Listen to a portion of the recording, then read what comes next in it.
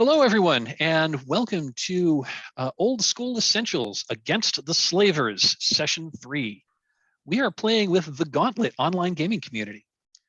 My name is Mike, my pronouns are he, him, and I will be your dungeon master this evening. A little bit about the Gauntlet. The Gauntlet is an online role-playing gaming community. We have members all over the world.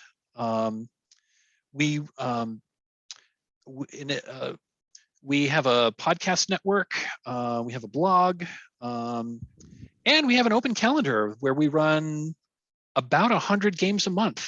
Games are free and open. We mostly focus on indie games, indie RPGs, story games, and the old school Renaissance. And tonight's game is very much an old school Renaissance. We are playing Advanced Dungeons and Dragons Dungeon Module A1, Slave Pits of the Undercity, which was written in 1980. And the rule set we are using is Necrotic Gnome's Old School Essentials, which is a retro clone of the 1981 edition of the Basic and Expert D&D set. If anyone's interested in checking out the Gauntlet, you can check out our website, which is gauntlet-rpg.com. Let's see, a little bit about myself. I've been playing role-playing games for a long time. Started in 1981 with the basic edition of the Tom Moldvay edition of the basic rules. And I've been playing a lot of trad games. I've played a lot of trad games. I've played a lot of D&D. I've played a lot of GURPS. I've played a fair amount of Champions, a lot of Call of Cthulhu. In the aughts, I played a lot of 3rd edition D&D. And I fell into story games in about 2015 when Dungeon World kind of opened my brain to a whole new way of playing role-playing games. And I kind of jumped into the deep end of the pool, started playing found the Gauntlet, started playing with them, and yeah, it's been a ride. So let's just go around the table real quick and just do quick introductions. Let's go clockwise around as I have you on my screen here. So Tim, would you introduce yourself and also and also tell us about your character? All right. Yeah, my name is Tim. Pronouns are he, him. I've been playing games with the Gauntlet for around a year. Played a lot of games with Mike. It's been a lot of fun. My character is Calf, kind of a straight ahead fighter type. Yeah, armor, shield, good at opening doors. Yeah, that seems to be the MO so far. So cool, thanks, Tim. Jim, would you introduce yourself? Hey, yeah, I'm Jim Crocker. I generally use he, him pronouns, but if you're using them more generically, that's totally fine with me too. I run and play a whole lot of games on the Gauntlet. I've been on the Gauntlet for 3, somewhere into 4 years now, as time loses all meaning.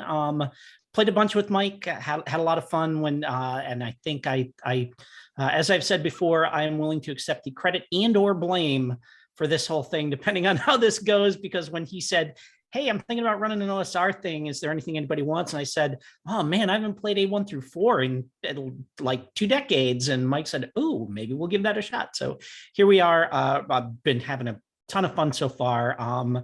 This particular OSR, kind of modern hack of D&D is based on the original version of D&D I played back, when I was 12 years old. So this is, it's just like being 12 again, except I live in a house and, with another person, and I get to cook my own meals. So, but other than that, I'm immensely enjoying it. Really looking forward to it. If you're interested in hearing what I have to say about gaming, there's a couple of hacks I'm working on. I've had some stuff published in Gauntlet's Codex magazine. You can find me on Twitter at Jim Likes Games, just like it sounds, and Jim Likes Games, Crocker, C-R-O-C-K-E-R, on Facebook. And if you go to any of the big cons like Gen Con, Origins, either the East Coast PAXs, I generally work with my friends at Indie Press Revolution to sell games at those shows, games much like the one we were playing this evening. So if you've seen me outside of one of these videos, that may be where you met me. I'm going to talk up Jim a little more too. Those of you who have played the game Trophy, the Keep on the Borderlands adventure of Trophy Dark is called The Flocculent Cathedral, and Jim is the person who penned that one. And it's probably, it is the most classic Trophy Dark adventure. I've run it a whole bunch of times. It's always fun. Anyway, Joe, would you introduce yourself, please? Hi, I'm Joe, he, him. I've actually only been on the Gauntlet for 6-8 months. I maybe said this at the beginning, but maybe I didn't. I played a ton of role-playing games up through college, but then, like many people, went into some bizarro world and for 20 years, and it spit me out on the other end, and I'm back. So playing a lot again. And so yeah, so I am playing Topaz the Acrobat. This was a I think I told you guys earlier at the first session, this was a dare by my children to pick this class, and so I did. And I am committed after last session to being substantially more acrobatic moving forward. So get ready. Fantastic. Thanks, Joe. And joining us is Ben. Would you introduce yourself, please? Sure. Hi, everyone. My name is Ben. My pronouns are he, him. Thank you, Mike, for letting me join. And thank you, Jim, Joe, and Tim for welcoming me in the group. This is actually only my second game with Gauntlet. So first one, we strode the valleys of Mars with Jim. A lot of fun. But I'm also a Moldvay kid. I also picked up Moldvay and then AD&D, first edition.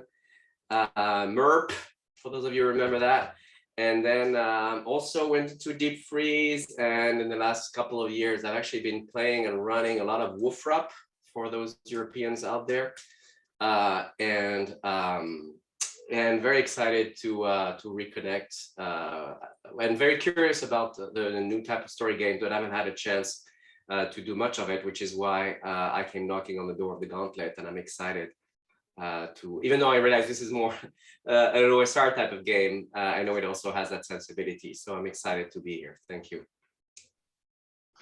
Well, fantastic. I'm glad we are all here tonight.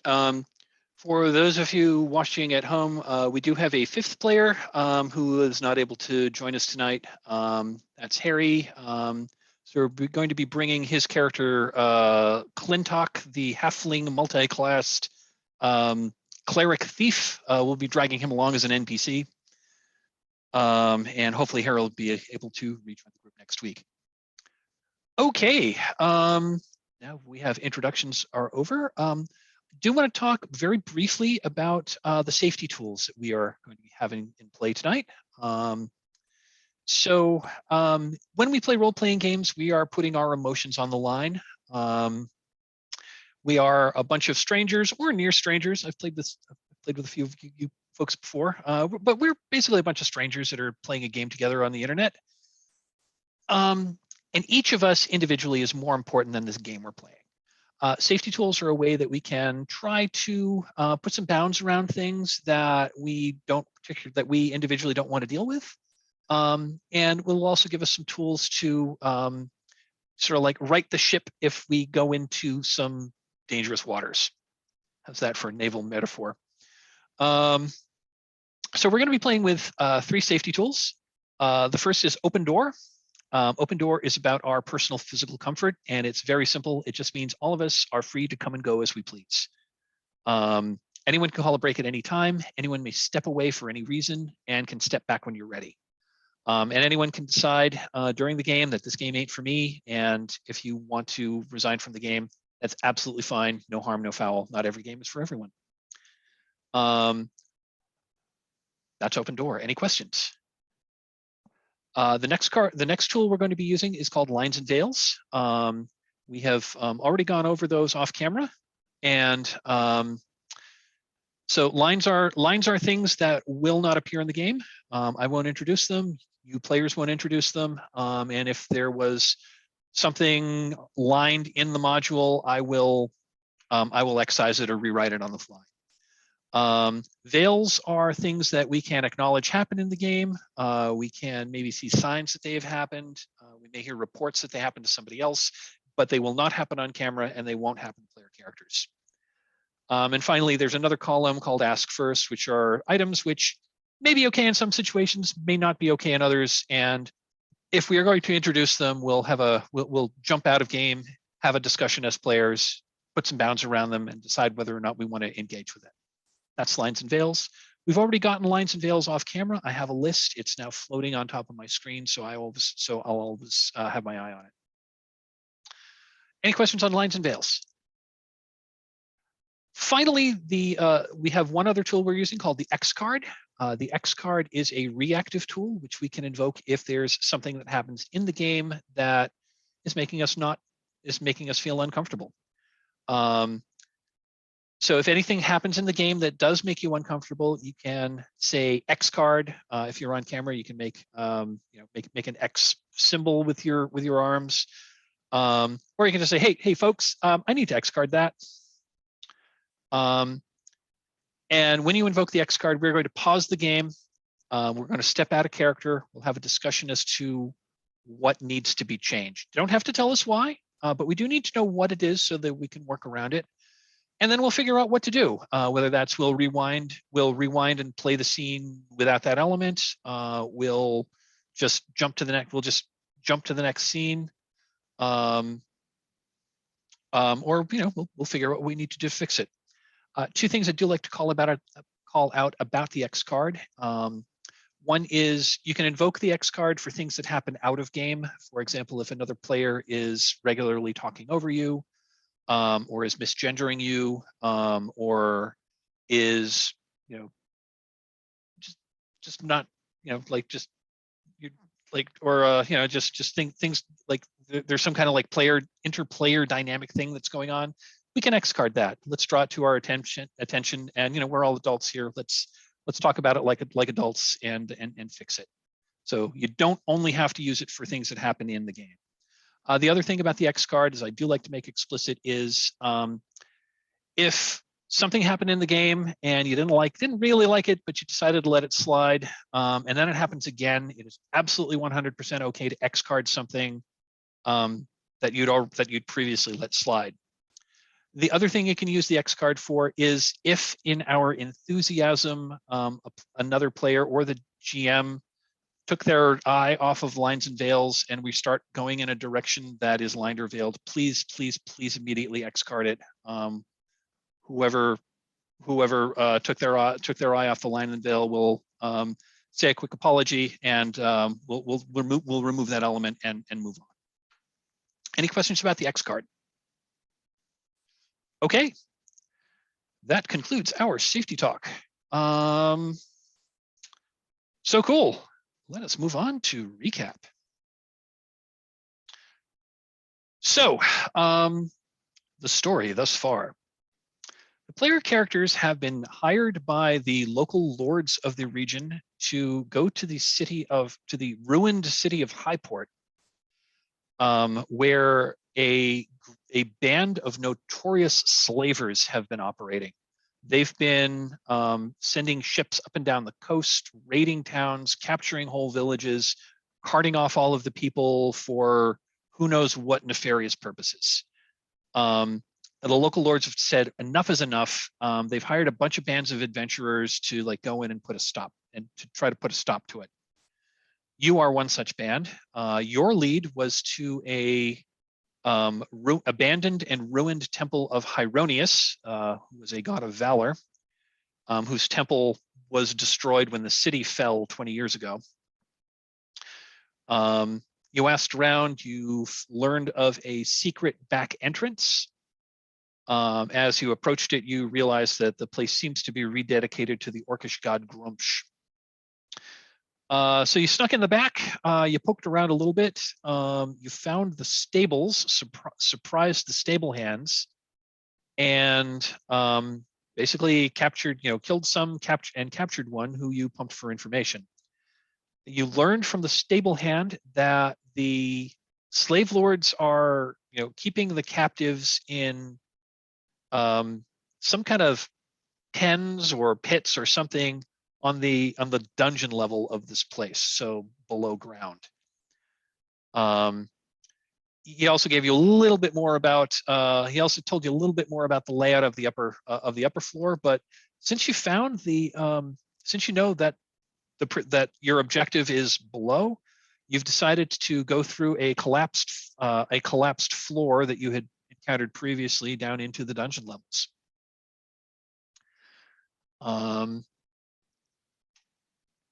And you poked around a partially collapsed room, and where there's like some, this is basically, it's a sewers, it's a dungeon and sewers level. You found a door, you opened it, and you surprised a group of bad guys. There are 4 orcs and an ogre in this room, who had no idea you were there and are utterly surprised that you just walked in through their back door. And that is where we are going to begin. So let me set the scene. Oh, one thing I forgot to mention that I meant to say during our safety tools, and that is breaks. I'm going to call breaks, pretty much at the top of every hour. This session is this session is intended to go 3 hours, so we're going to end at 11 o'clock p.m. my Eastern time. Adjust that Eastern U.S. time. Adjust that to whatever time frame that is for where you're connecting from. Okay, so we are in dungeon level, and we are in room 12. I'm going to re-describe the room where you are. So I'm actually going to share the screen real quick, so if anyone's following at home, watching at home, can see what we're seeing. And let's do a quick share screen.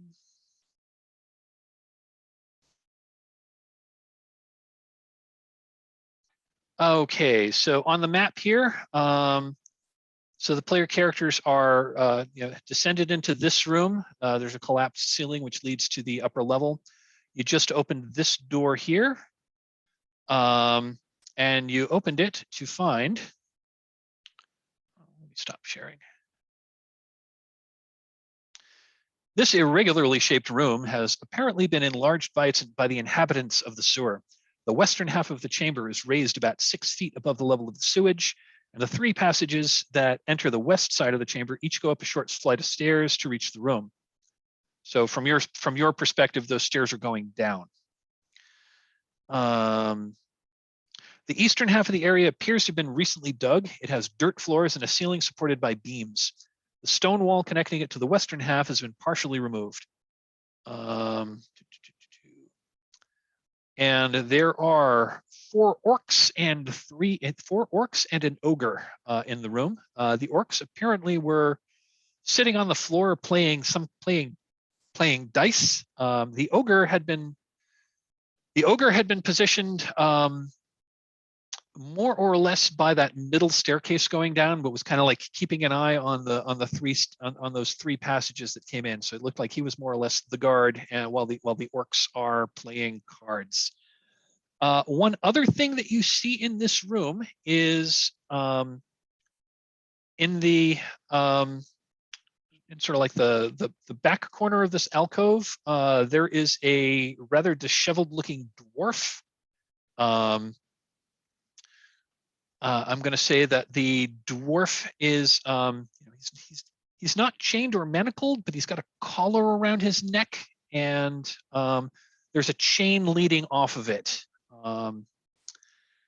You are dressed in pretty much, and so the dwarf is dressed in kind of like, dirty looking, he's dressed in clothes. They're dirty. They're not. I won't go so far as to say they're tattered, but they're dirty. They're disheveled. It looks like,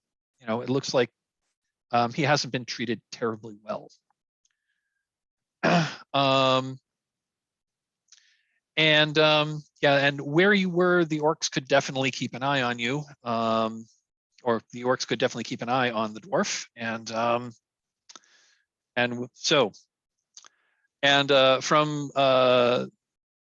from Barun's perspective, let's give a little bit of backstory here. Yeah, you've been in this room for a while. These orcs had these orcs had acquired you and were, they're not big fans of dwarfs, so they've been making you fight other prisoners for their amusement. At the moment, you're the only one in here. At the moment, you're the only prisoner in here. So you've kicked open the door, and I think I said, just for the sake of argument last time, that I'm going to say that you automatically have surprised them, because the orcs were not, it says in the module that the orcs are not expecting anyone to enter from the north door. So you have a surprise round. So I'm going to let you guys go, and then we're going to roll initiative. So with Old School Essentials, we do group initiative. So basically the player characters are going to go as a group, and then the bad guys are all going to go as a group. Or again, whoever wins initiative, and then we just kind of like go back and forth in rounds. You have a surprise round, so everyone can act at this point. So there's no individual initiative, so it's not turns. So I'm actually gonna. I haven't been doing this the past 2 sessions, but I think I'm going to take a page from how I run like combat in Dungeon World. I'm just going to ask everyone's intentions of what you're going to do, and then based on your intentions, we'll figure out what happens first. Oh, actually, I take that back. There is an order of action in the rules. Let me pull that up. It's basically Doctor Who order, I think, which is to say it's like talk, talk, do something mechanical, run, then fight. I think, right? Is the I order think that it so, goes in, something like that? and Yeah. I'm looking for where that is. The answer to that is yes. Evasion and pursuit encounters. I do think they have like missile attacks or before melee attacks. Yeah, I think you're right, Like yeah. I think you're right. something like that. Yeah. The order I'm seeing here is morale, movement, missile, spells, and then melee. Okay. Is that in the book, and if so, what page is that on? Well, I do have an Old School Essentials hardcover, and it's like inside the back cover. Oh, okay. Fantastic. People might have different books, but No, yeah. here we are. Fantastic. That's awesome. Okay.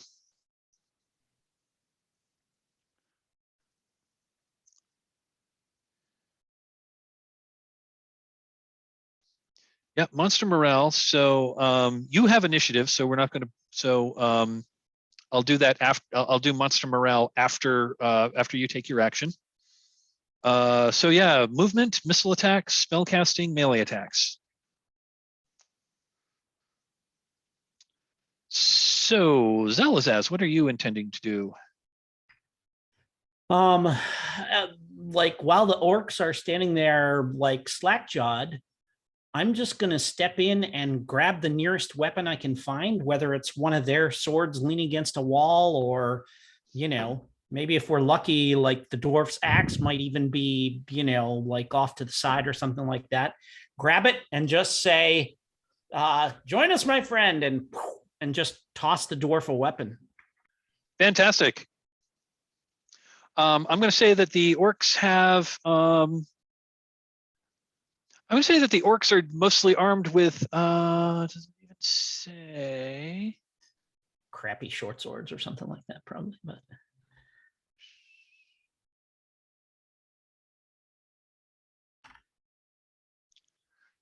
they are armed with battle axes. Oh, cool! There we go. So yes, Zalalaz. Okay, I want to be clear. I'm making every effort to make it clear that I'm throwing an axe to the dwarf and not at the dwarf. So yes, yeah. Maybe I can kind of underhand it towards him or something like that. I don't think we need a roll. So yeah, an axe lands. An axe lands right at your feet. Balroon.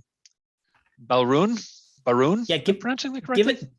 Given that it's me, I probably have to like two-hand it, kind of to like toss it in that direction with my. Now, if I was 8 really, I mean, strength. if I was being really old school, I'd make you do a strength check. But no, I think rule of cool is going to surprise is going to.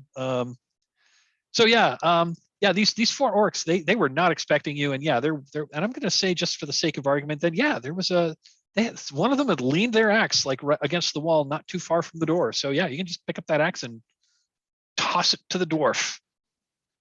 Topaz, what are you doing? Well, in the spirit of what we had talked about, so the acrobat has something called a tumbling attack, and it says using the falling or jumping abilities, an acrobat can make a tumbling melee attack. The attack inflicts double damage if successful. Against an unaware opponent, the acrobat also gains a +4 bonus to hit. So I don't know if in a surprise round that counts as unaware. Either way, I'm fine. But I guess the jumping ability doesn't have any sort of, it's not one of the ones that has like it's just a thing you do, right? So I didn't know what I would like to do is I would like to run in using my spear as the pole and vault myself into the air and attack the closest orc that I can do. That would be what I would like to try to do. Cool. Let me just grab my. I forgot to grab my advanced fantasy genre book, so let me just grab that. It's right over here on my bookshelf. I just want to look up the rule to make sure I understand how it works. It is kind of odd because they say using the falling or jumping abilities. Falling is one of the ones that I have like a D100 chance to, but jumping is just described as you do it, right? It just says with a 20-foot run, up, an acrobat can jump across a 10-foot wide pit wider chasm, or 20-foot wide when aided by the use of a pole. Also, when using a pole, can jump over a 10-foot high wall or run. Yeah, it just says you can just do it. So yeah, if you're going to pole vault into the midst of them, go for it. That totally works. So that will be my intention. So okay.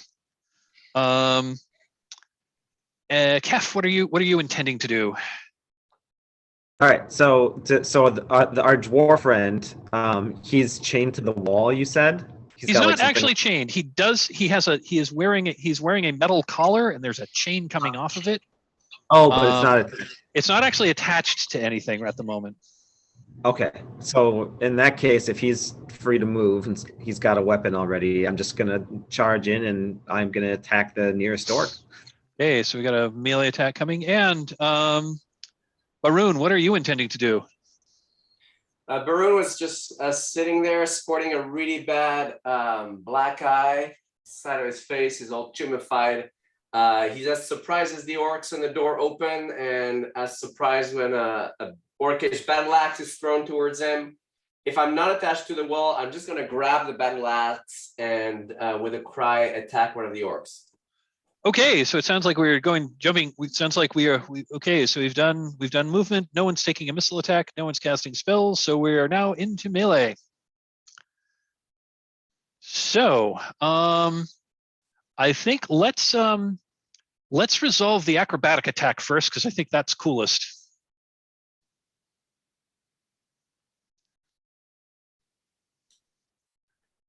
So where sorry, I was muted. It's only taken 2 years to remember taking the mute button off. Would we be considering these unaware opponents for that +4 bonus to hit? I am going to say for the surprise round, they were unaware because they were not expected. I mean, I guess they know you're there, but they were absolutely not expecting you to pole vault into the midst of them. Okie dokie. So I guess just to flare it up a little more, he comes pole vaulting in, and then what you notice is as he gets to the apex of the pole vault, he does a nice little pirouette sort of thing, and then comes down with the spear. So his circus upbringing is on full affair. So fantastic. Right, I will attempt to actually back that up with hitting him now. Threshold modifier. And so yeah, there'll be a So 15 to hit, because I didn't add the 4 in. I didn't know if you were. I don't know what all those threshold modifiers are. Yeah, so I you could have ignored plugged them. the 4 in there if you wanted to. That's Oh, the okay. that's like an additional modifier. So you could plug that 4 in on. You could have plugged that +4 there. So yeah, you got a 15. So you hit armor class 4, and that is a hit. Yes. So that orc takes 6 points of damage. I think he takes 12 because the Oh, attack right. inflicts double damage if successful. So. Yes, it does. He takes 12. Yeah, you take this orc out. It's like dead. What does that look like? Yeah, I think he comes down and drives the spear right through him, and then he stops and he does this and he bows. So. I love it. Baroon, an axe landed at your feet. What are you doing? I grab the axe, get on my feet, and with a rage as quickly as I can, attack the nearest opponent, which I'm assuming is an orc, right? The ogre is. Yeah, the ogre is a little. Yeah, the orcs are clustered around where kind of like these like 4 grid lines intersect. Like, yeah. The orcs are, and the ogre was down here, so the the ogre's there, but where you were standing, it was out of sight. Okay. But yeah, the orcs are right there, and a like circus gymnast came in and did an amazing acrobatic feat that ended with a dead orc at the end of a spear. Yeah, a little distracted by the kebabbing there, but given the hatred that he has for these orcs, with shouting a battle cry, he's half naked, but with a orcish battle axe, runs towards the nearest one and attacks. Okay, make an attack roll. Does he? I'm assuming he's just as surprised as the orc, so he probably doesn't have the +4, right?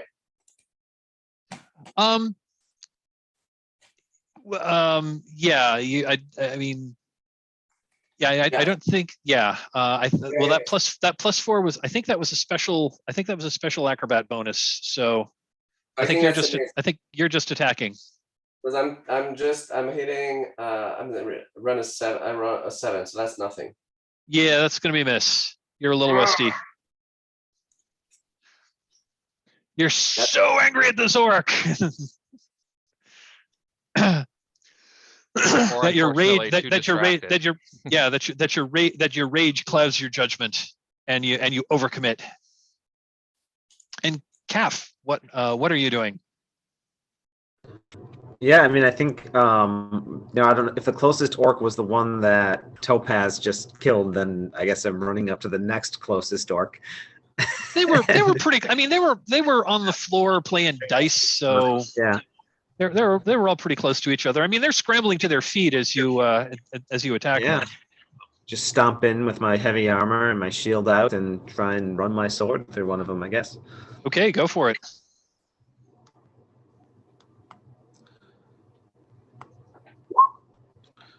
Nice. All right. Oh, that is okay. That is a very solid hit. For looks like 5 points of damage. You wound him terribly, but he's not down. I'm going to say you like put your sword like right through his guts and pull it out, and he's like clutching his guts, but he's not down. He's going to try to take you away. You may take him down, but he's going to try to take you down too. That ends your round. Okay, so that ends the surprise round. So someone should well, Ben, you are new, so why don't you roll a d6 for initiative, and this is going to be the group.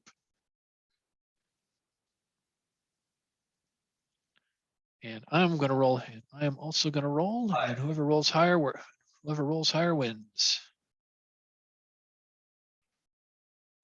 Okay, the party wins initiative. So it is now round one, and the party and the good guys can act first.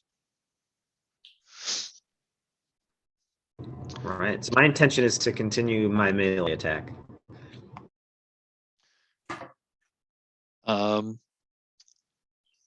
I So- assume you're intending to do the same.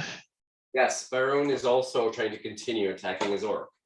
Okay, Topaz, what is your intention? I would like to pull Vault back out of the room, so that I can then, then I don't think I could do all this in one room, but then I'm going to start using my bow from there. So. Okay. Okay, cool. Yeah, I'm going to. So you're gonna jump out of there, and Zal, what are you going to do?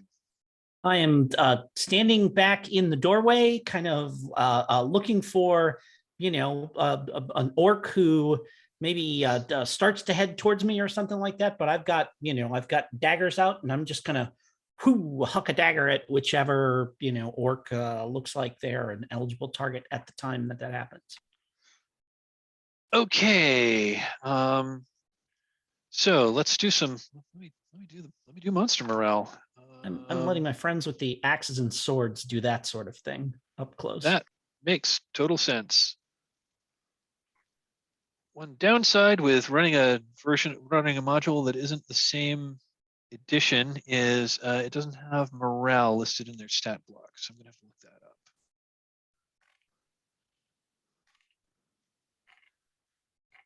See, orc, here we are. Morale is okay. And for morale, you do 2d6, and if it is higher than their score, they flee.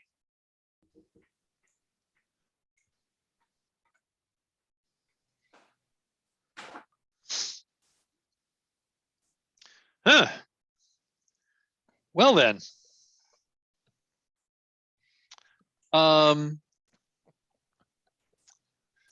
So the two remaining, the two uninjured orcs, the one that is pretty, and the one that is like bleeding profusely out of his guts, kind of realize that they apparently are out. They apparently are outclassed, and they turn and run. If you wish to, you can. They turn their backs to you and they start running. Oh right, I forgot to say what Clintock was going to do. Yeah, Clintock moved in to attack them as well. But yeah, the orcs, they like turn tail and they start running. You can get an attack everyone can get an attack on their backs as they flee. If you are so inclined. Although there is this ogre that is now quite aware of you and is like grumbles in like broken common like no, brave, I smash puny human, because because an ogre is going to of course sound like the Hulk.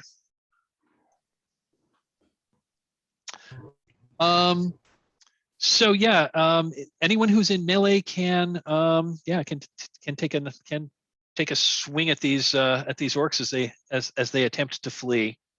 And I think if they're fleeing, I seem to recall you get a +2 bonus on that. All right, Baroon's gonna take a stab because he just has a lot of pent up resentment against these orcs for what they've done to him. Okay, go ahead and attack. That is a hit. That I used the +2 already, but that's only 3 damage. Okay. Yeah, you connect. You've definitely drawn some blood on this orc's back.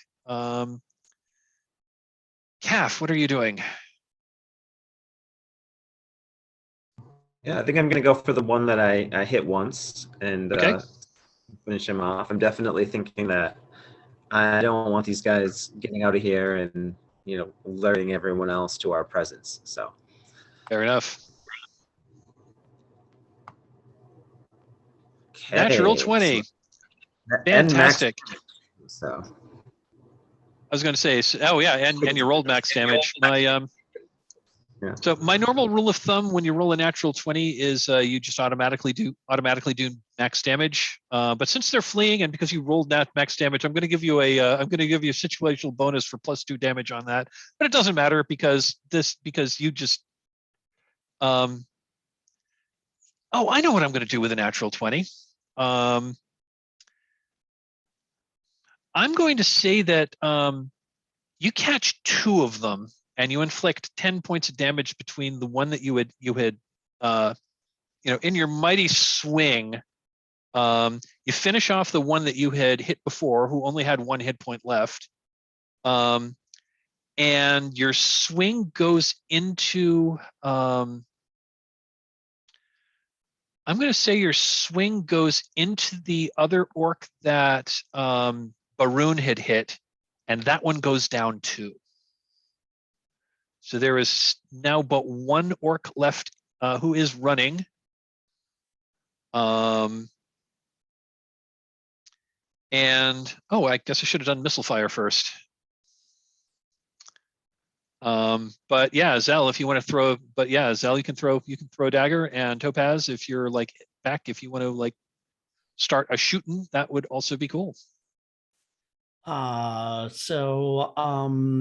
let me see what happens here. Like chuck one into the room. It's ranged. And a modifier. Oh, that's terrible. Yeah, that's a miss. Yeah, it goes wide. Yeah, I'm like, I don't want to hit anybody. Oh, that was terrible. Yeah, that goes wide. Your dagger goes clattering on the stone floor. And Topaz, if you wanted to shoot your bow. Okay, here we go.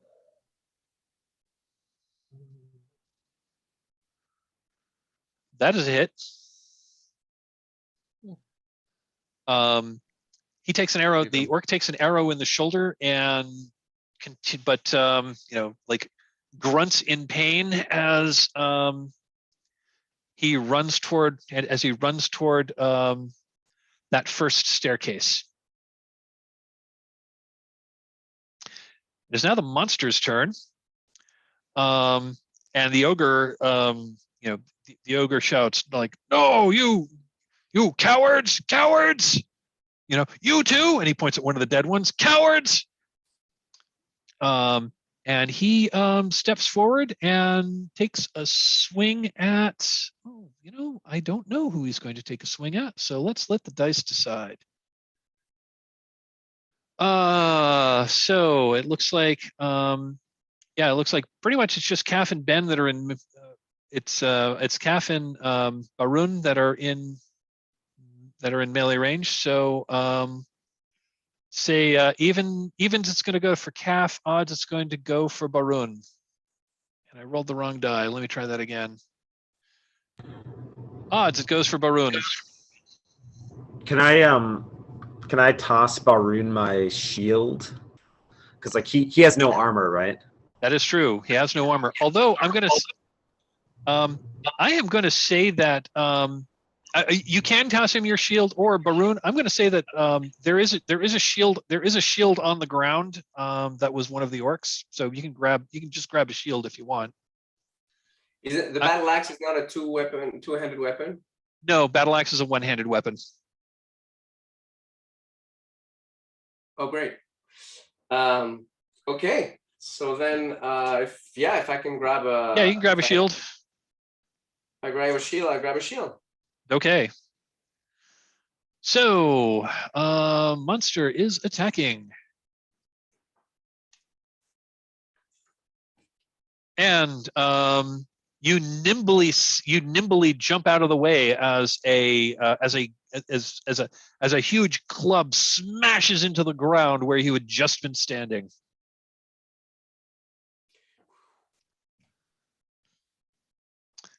Round 2. Why don't we? So again, I think we resolve missile fire first.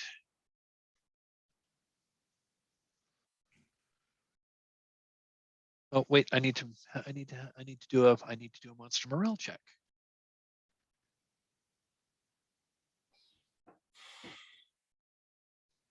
Actually, no, I'm not gonna. Yeah, I think I've established in the fiction that this monster, at least for now, because he hasn't been hit yet, he's gonna keep fighting. So yeah, let's resolve missile fire. Zal, are you throwing another dagger? So right now it's just my friends against the ogre, right? Is what's Yes. going on? Well, Okay. there is an orc who's trying to flee. He's he's kind of at the top of the stairs, kind of staggering down. He's not moving at full speed because he's got an arrow sticking out of his shoulder. That's okay. I'm not super worried about them. They're not going to be coming back. So my understanding is that it's kind of like the ogre was in the kind of down that hall there, and he kind of came charging forward. And so my friends are standing there, and the ogre like kind of keeping the ogre from getting any further. Is that what's going on? That's how I'm reading it. Do I have that correct? Okay. All right, cool. I do this thing with my hands, and I go, and I like make a little gesture like I'm playing with string between my fingers, and little glowing strands appear between them, and I kind of toss them like this, and a cube of sticky webs appears around the ogre as I cast the web spell. Ooh, the web spell. Which I have the text for here. Let me see. Spells. I got it right here. It's on page 83. Yep. Mm-hmm.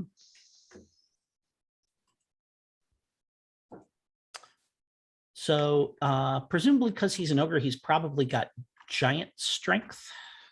Yes. So it'll take him 2 rounds to get free from it. Yes. But until he does, he is basically he's restrained in it. So I say, now my friends. I will toss this out. Depending on where you wanted to put it, you could catch that fleeing orc in the edge. I mean, sure. My principal concern is stopping the ogre so that they can stab him they get a chance to try and stab him a few times without his pounding on their heads. So got it. Yeah, you could catch the orc in this if you wanted to. Yeah, sure. Okay. He's not going anywhere because unless he's got 18 strength, it's 2d4 turns before he can free himself from it. Yeah, he's stuck for at least 20 minutes. Or until we burn it down. Or until you catch the web on fire. Although I guess, yeah, because the ogre breaking free would just break the ogre free. The rest of the web is still there. That makes sense to me. So sure. Okay, so yeah, you've got a stuck. You have immobilized. You have immobilized your foes. That's it. That's all my spells. Topaz, what are you doing? Are you going to shoot again or do something? Yes, I will. Something else? I will fire my short bow once again. I will fire at the ogre. At the ogre, okay. He feels like the most dangerous thing. So, all right. And giddy up. And one more. 14. 14 hits armor class 5, which is a hit. Yes. So you do 4 points of damage to the ogre.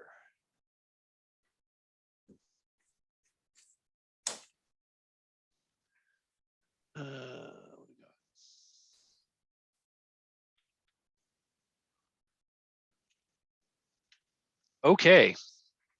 Yeah, the ogre looks really annoyed.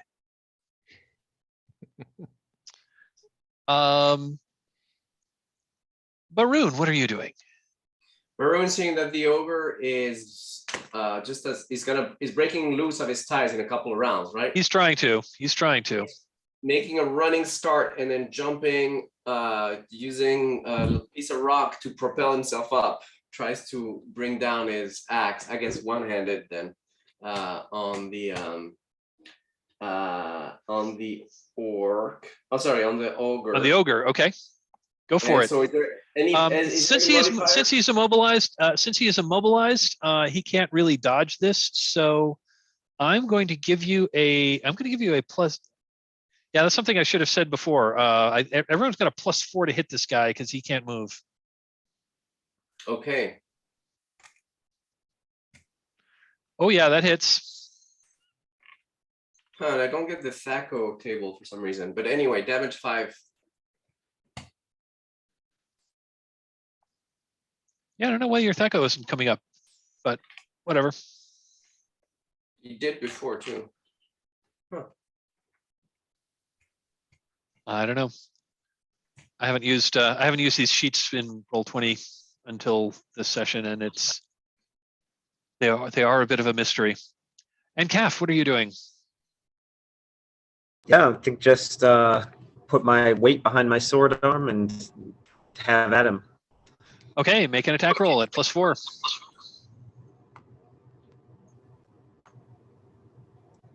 Okay, so 10 plus 4, so hits armor class 5 That will hit. for 7 damage. Okay, the ogre is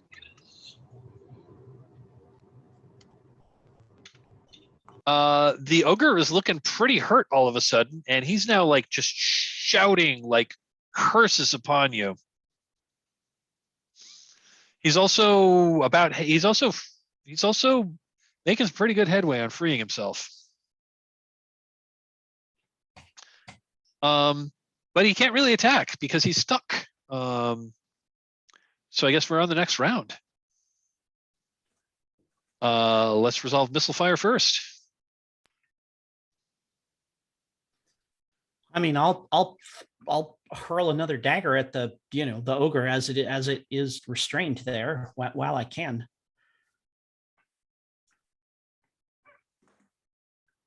Do I need to actually roll to hit since it's restrained? Yeah, you do need to roll a hit, but you got a +4 bonus on your hit roll.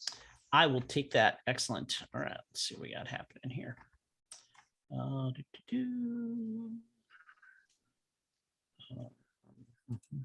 that.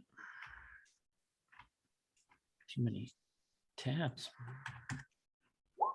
Oh, that's going to hit. Oh yeah. Just a glancing. It is mostly deflected by one of the web strands. I think it's just a minor cut. Yep. But I mean, you can, with enough stings, enough mosquitoes will take someone out. Mm-hmm. Topaz, are you going to take another shot since we resolved missile fire first?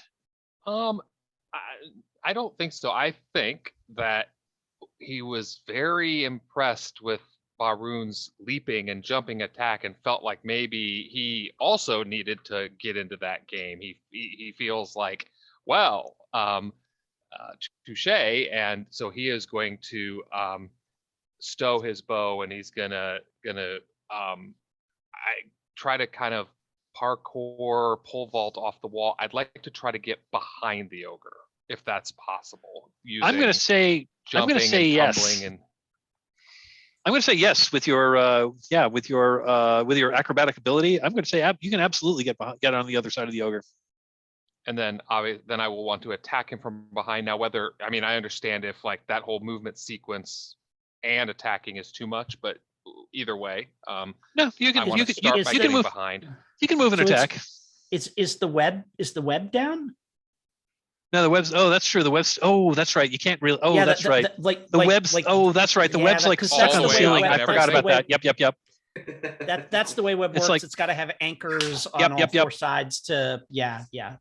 Thank you. Like jumping into flypaper. Yep. Thank you, Jim. I totally forgot about that.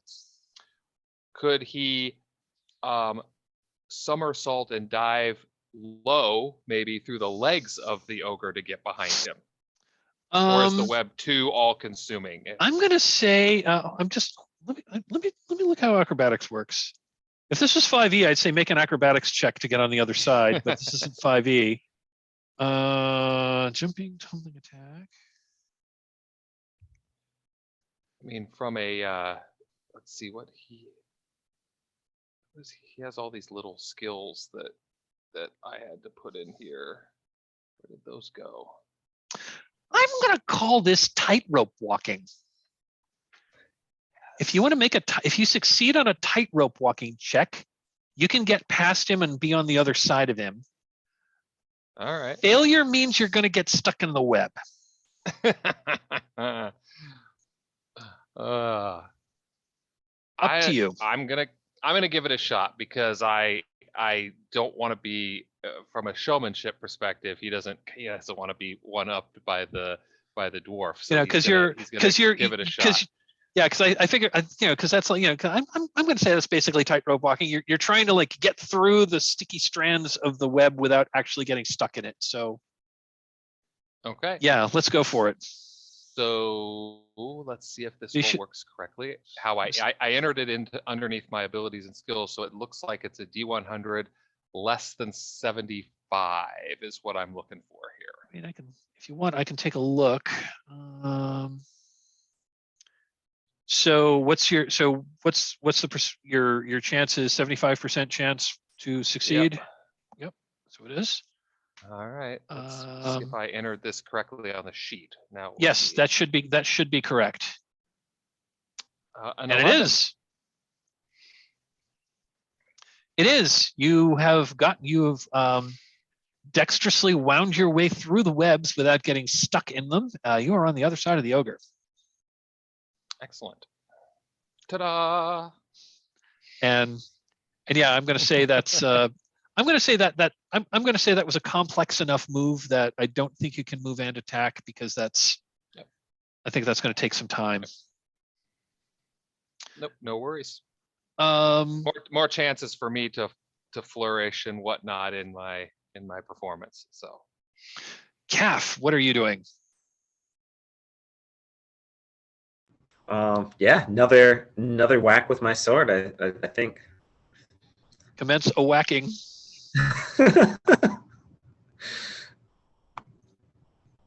All right, so that would be 9 plus 4, so hits AC 6. Okay, you strike him, but your blade doesn't seem to penetrate the ogre's thick hide. All right.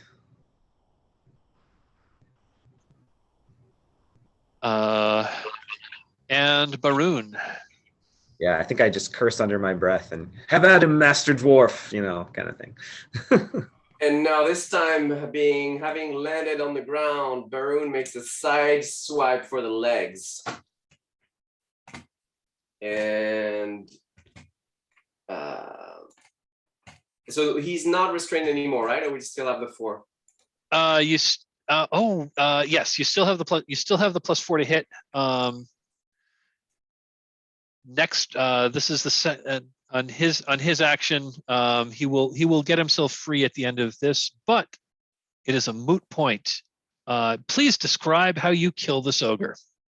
He just stood aside to the leg and screaming, "Timber!" This thing just falls down, hopefully not on Topaz because he's just behind him. Oh, maybe he gets, because he can get stuck because the web stays there, right? He broke loose, but the web is still there, right? So he doesn't actually fall. Yeah, you hit him in the leg and you put a deep cut into its femoral artery and it bleeds out. It bleeds out like stuck in the web, and it curses, like, You puny humans, I smash you, I smash you, smash. Meanwhile, the orc that's also stuck in the webs says, I surrender, don't kill me. Maybe we could use this orc. If we tell him to go tell any others exactly who they're up against and what they're capable of. If they value their lives, they should lay down their arms and let us pass. Let me get him. You don't know what he did. He looks at Zalalaz and waving the axe, nods a thank you to him. He's very impressed by this group, the double kill that Calf did coming in, and this curing that Topaz did. So he's really impressed by this new group, but he really wants to get at that orc. Yeah, we are clearly out of combat here. So what do you do? Well, I'm going to collect my daggers that I dropped. Fair enough. And then I will kind of, then I'm just going to kind of scrounge around the area, see if they you know, I mean, we'd be lucky if there was a crudely drawn map of the, you know, like to remind them where they need to go or something like that. But whatever they may have of, you know, interest or value in their little area here. Sure. So, and certainly I'm going to look for if the dwarf's gear is anywhere. I want to help him find that and get it back to him. So I'm going to say yes. There is a. So as you poke around, there is a. Looks like there's a chest. In the kind of like back corner of the room, kind of like back here. Yeah, there's a chest on the. There's a chest. Are you going to attempt to open it? I will call Topaz over. Don't we have Clintock? You do have. with Oh, us? you do have RP? Clintock. That's true. Oh yes, yeah. Sorry, Topaz. I didn't realize you're. Oh, you're not that kind of rogue. I'm sort of more of a second story man myself. There we go. All right. So, Clintock, my friend. I will call him over. I believe I have found something that requires your expertise. And then I will. Well, let's take a look. And he, and then, you know, and then, like in a scholarly pose, I will put my chin in my hand and carefully watch him as he opens the chest to make sure, you know, that whatever was in it remains in it after he has opened it. well, he does not find any traps. He then checks to see if it is locked, and it is indeed locked. He then attempts to pick the lock and is unsuccessful in opening this lock. This one seems to, whoever made this lock, it was one clever dog. Topaz approaches, grabbing his orcish axe in both hands and say, "Let me have a go at it."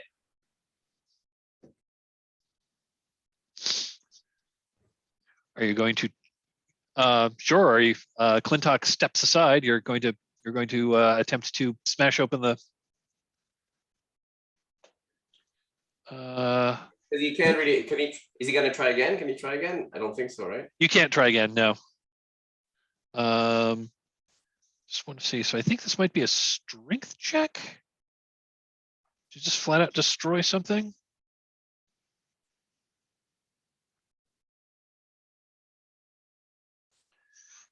Yeah. Okay. I don't think we need any roll. It takes a few whacks and it makes an awful lot of noise, but you can chop this chest open. It's it's a wooden chest with iron bands, so yeah, it takes a few good chops, but yeah, you're able to bust it open. So inside the chest is locked, what's that? if it's locked, probably someone in the room had a key for it. Sorry. But yeah, you chop it open, and yeah, inside is, for one thing, all of your gear that you had, so if you had bought gear, if you had chosen to buy gear, all of your gear is there. If you hadn't and you just wanted to scrounge gear, we'll figure that out. I'll leave that up to you.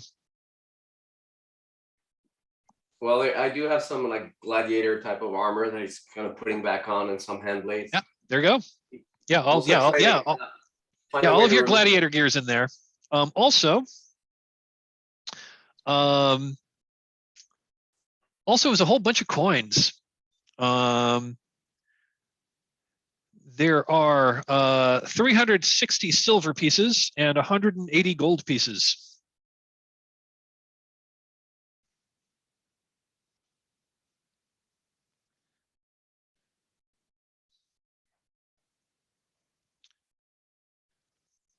And finally, if you wanted any of them, the ogres, 360, 180, you said? yeah, 360 silver, 180 gold. Okay, I have added that to the treasure tab of our shared character sheet here. And the orcish leader, who is actually the one that who is the one that is still alive. I assume you, I assume you like, I assume you're going to rifle their pockets and whatnot. Between them all, the orcs had the orcs had 10 gold pieces each, so that's a total of 40. And in addition, the leader also had a gem that was worth 50.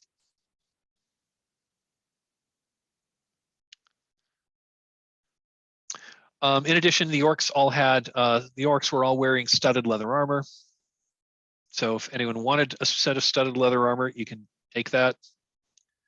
They all each had a battle axe and a dagger.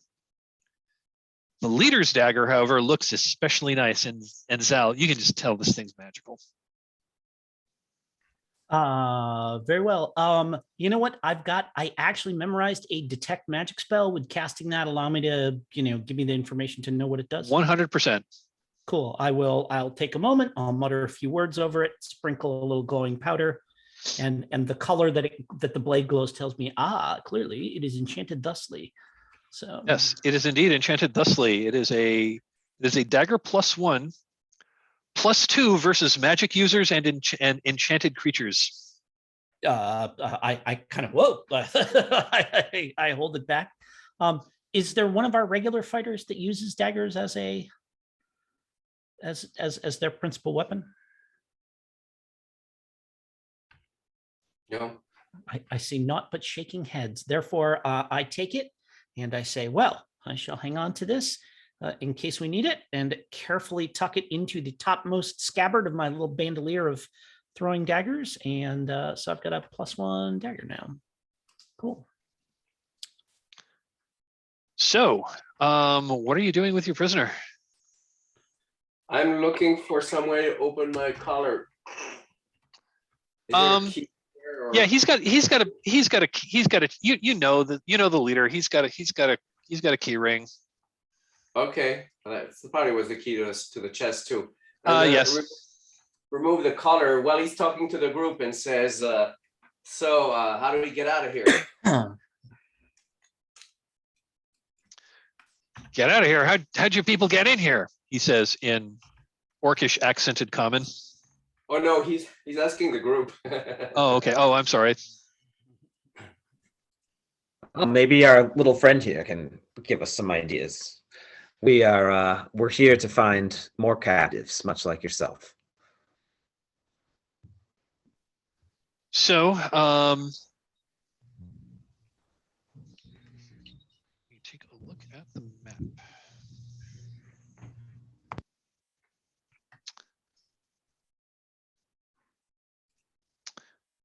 So says the so you're asking him you're asking the orc for information about like what the layout is. Yeah, I mean, that's my thought anyway. If everyone's cool with that idea. Oh, indeed, absolutely. To tell us what he knows of this complex. Mm-hmm. Well, he says,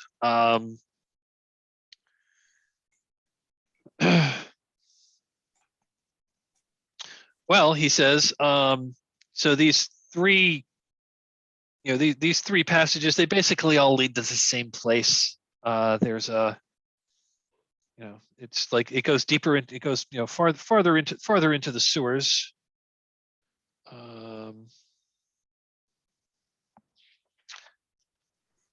It goes far. It just goes farther into the sewers that are under here. The old sewer system of this city. Well, it was. So there's. So it's pretty wet down there, but like watch out for, watch out for crocodiles in the sewers. If you keep going down the sewers, you might we mostly avoided them, but there's a complex of I can't really talk. They don't speak common, but so we mostly leave them alone. But there's like these like ant men that live down there. If you go north, that goes deeper into the complex, and that's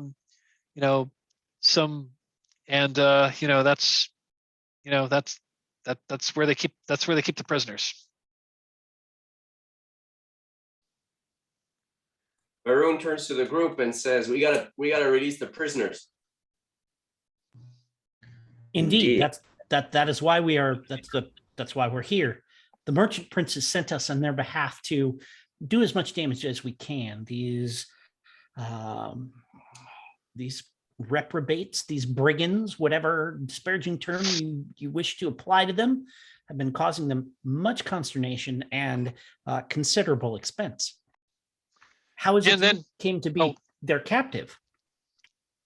Oh, the other thing the orc says is, and then he says, but you should absolutely not go in the other direction, any like in the other room down that side passage, because that's going to go to, you should absolutely not go back there, because that's where the if you know what's good for you, because that's where the rest of my people make their lair, and they will surely put you to the sword. But the prisoners he indicated was north by going through the staircase. By going down the staircase, going and taking the northern passage in through the sewers.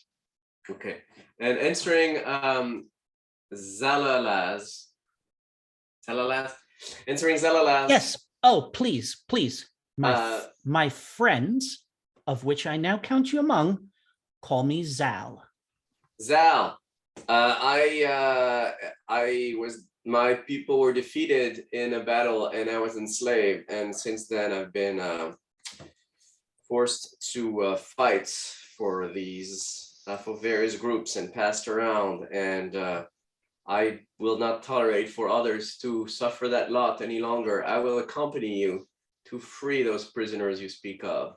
Well, we would be grateful. You appear to be quite capable with a blade, and we could use someone like you. I assure you that none of my friends will object to sharing with you any revenue that we acquire as a result of our dealings here. And when we return, we will speak to the merchant prince on your behalf to see that you are paid in the same manner as we are. Much appreciated. It sounds like we should go down these stairs. What about our orc friend? What do we do with him? Well, in the room that we emerged from, the collapsed tunnel, there were chains attached to the wall. Perhaps we secure him there, leave him a day or two of food, and then once we have completed our mission here, I'm sure that one or more of his friends will come along to find him.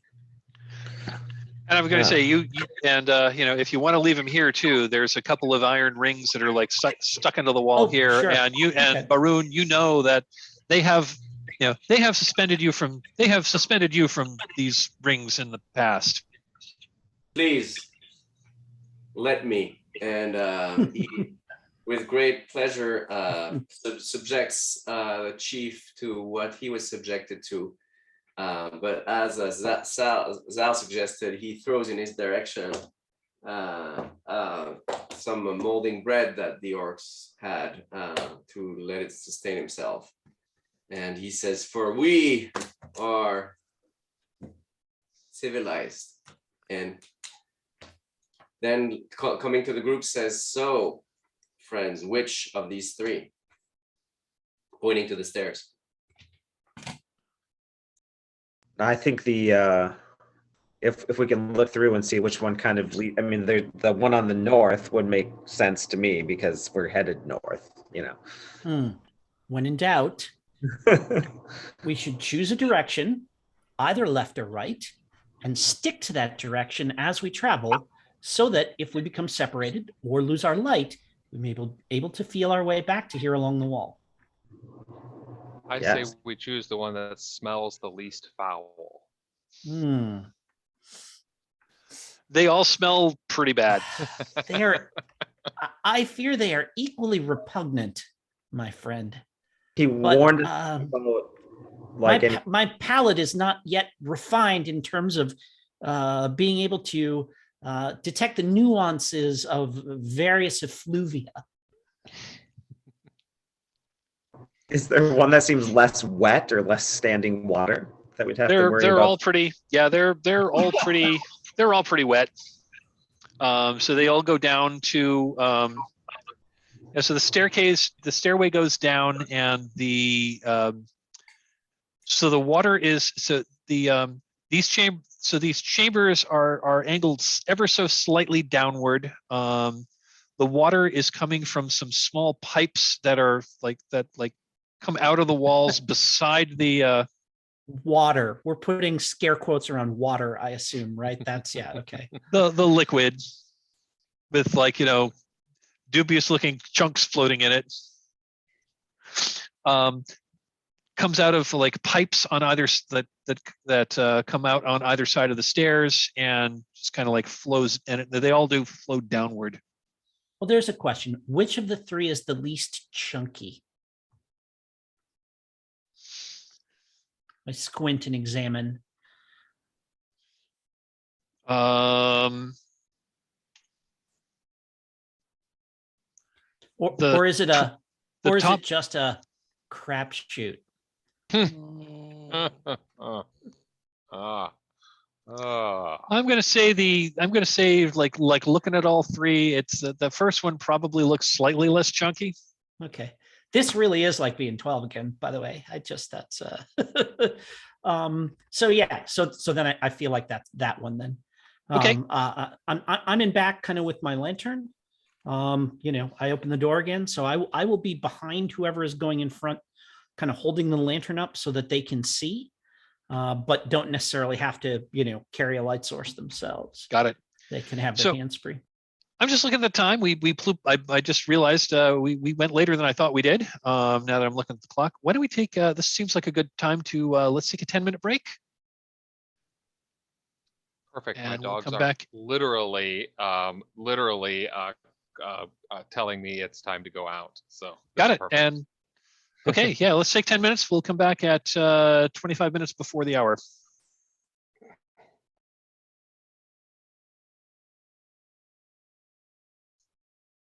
And we're back. So I am going to share my screen briefly so anyone who is watching this video can see what the players are seeing. So you've decided to take the northern passage. And again, it's a narrow passage. Hold on, let me. Oh, I'm on the wrong level.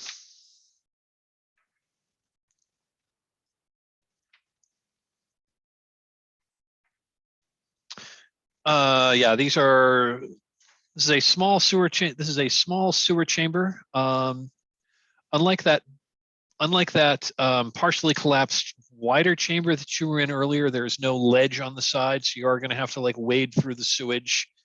It's about 18 inches deep and it's slippery. Zal has pulled their robe up and tucked the hem of it into their belt, so that it is not trailing in the. Oh no! Oh no! Sorry, but one by one, as my companions descend into the muck, last in line, I pull out a potion bottle, glug it down, and kind of make a little gesture like this and rise up into the air and levitate. And then I'm just going to kind of hand my way along the wall, levitating over the muck, using my potion of levitation. Oh, nice. Let me look up to see how long that lasts, because I don't know. Oh, I think I've got it here. Do I have it? Let me see. I think I put it in Monsters, adventures, gear. treasure, miscellaneous, potions. Probably going to be at least a couple of turns, I imagine. Levitation. Float for D6 plus 6 turns. Nice. So that's 1 to 2 hours, I think, right? Yeah. A turn's 10 minutes. Pardon me. It's way more fun if you roll that, so I don't know exactly how long it's going to work for. I am so 100% going to do please that. do. Yes. D6. It was D6 plus 6. You said. So I know it will last for at least an hour, but I don't know how much longer than that. And I can raise and lower my height at will, but I like I need to be pulled or pushed or have something. You can go up and to levitation makes you go up and down, yeah. but you can only go up and down. So I'm just going to kind of like hand over hand my way along the wall to sort of push myself along. How about I'm the last person in front of you, and I'll just have my spear over my shoulder. Oh, fantastic! And I'll just hang on to my spear as we walk through. Cool. That's perfect. Oh, and that way the light is actually up above us now too. Nice. So it's got a nice angle there. Okay. Okay. So you proceed down this chamber, and you get about halfway, and there is something moving in the as you descend, the water gets a little bit deeper. It's like, and it's flowing, but it's flowing slowly. There's not a whole lot of slope here.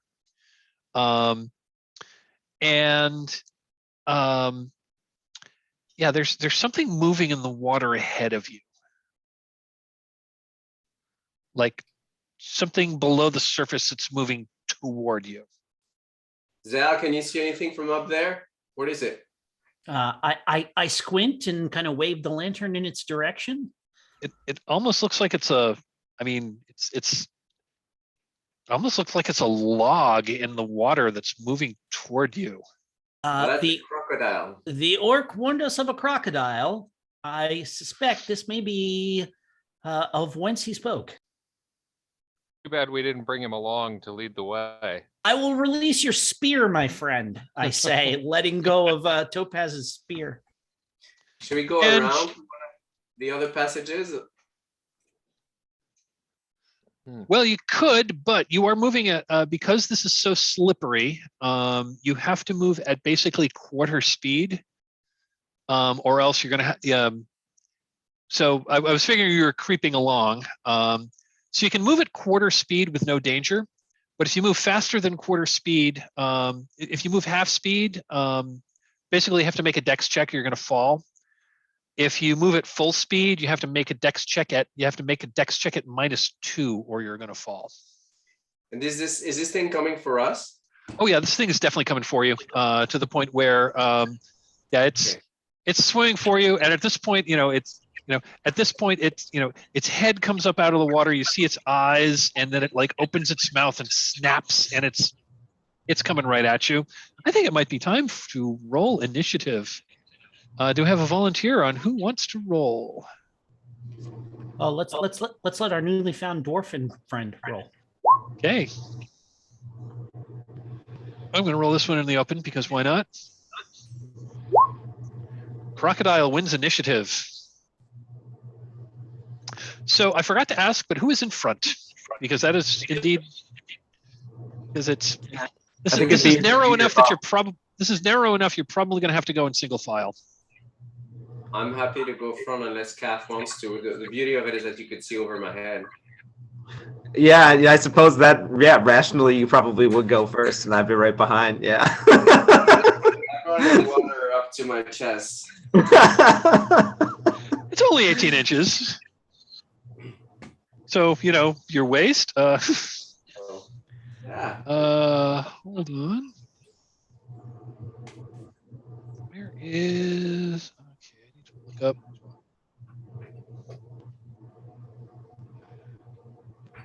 Yeah, these old modules don't have creatures Thaco in their stat block, which is annoying. Where is Crocodile? Does it go by their hit dice? It goes by Or their no? hit dice. It's pretty nice how they have it on the last page there. That's right. It goes by their hit dice. So we've got a. Okay, so yeah, this thing swims up to Baroon and attacks.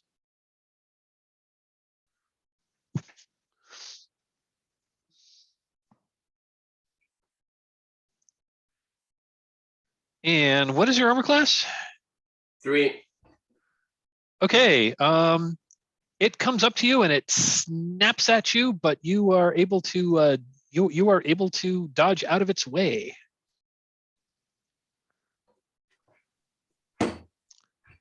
So you're right there. So why don't we resolve like your attack, like what you're going to do first? All right. Well, unsurprisingly, Baroon is gonna try to use his hand blades, which I'm treating as just a hand axe, basically, to punch at this crocodile. Okay, make an attack. Penalty for the water, or am I good? I'm going to say no. There's no penalty at this point. Well, it's still an 8, so that's probably not a hit. Yeah, that's not going to hit. Yeah. It's a little hard to see, and it's like, where's the crocodile and what is just crap floating in the water is a little hard to tell. Just with the with your single point of light, like reflecting off the water. Yeah. So I'm sorry, you said you used your axe. You got some hand blades, and I'm just treating mechanically as an axe, but they're just hand blades. Got it. Yeah, so you punch at it and your punch just makes a big splash of foul smelling water. So Calf, you can move in to try to attack it. You can squeeze up next to Baroon.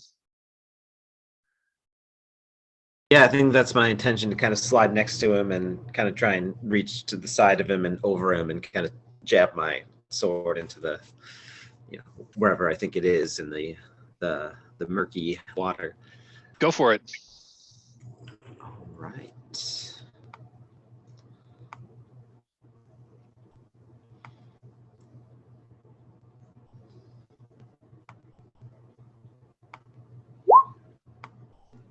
Oh, that's a hit. Okay, so that should hit. Yep, it hits AC 0, and so 5 damage. Nice. Nope. Let me calculate something real quick.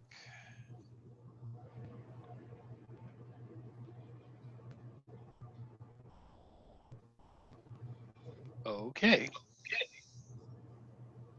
Yeah, you stab it. There's you hit it really solidly. There is blood in the water. It seems to be it seems to be moving now in more of a frenzy. This you hit it really solidly. These may be its death throes, but it's still really dangerous. I think we found it, Master Dwarf. Topaz, what are you going to do? If it sounds like we're in quite a choked space. I'm not sure it looks like it's safe for me to start lobbing arrows in amongst them. That might be a little dicey. Now your weapon's a spear, right? It is. Yep.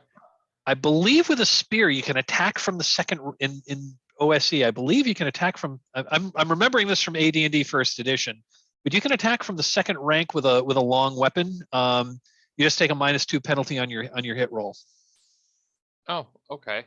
Because the other thing, yeah, I'll do that. We'll keep it simple this time. Or you can try to pole vault over your friends and get behind it. Well, what I was gonna ask a kind of clarifying question about the height and everything. I didn't know. I know that the climb sheer surfaces is intended for climbing straight up, but I didn't know if he could use that to try to go It's around, or you could or do if- that. if- Yes. The passage is not quite narrow enough to like brace against and like shimmy up. It's a little too wide for that, but you could certainly try to climb up a wall and then go along. I mean, I've seen rock climbers do that. So yeah.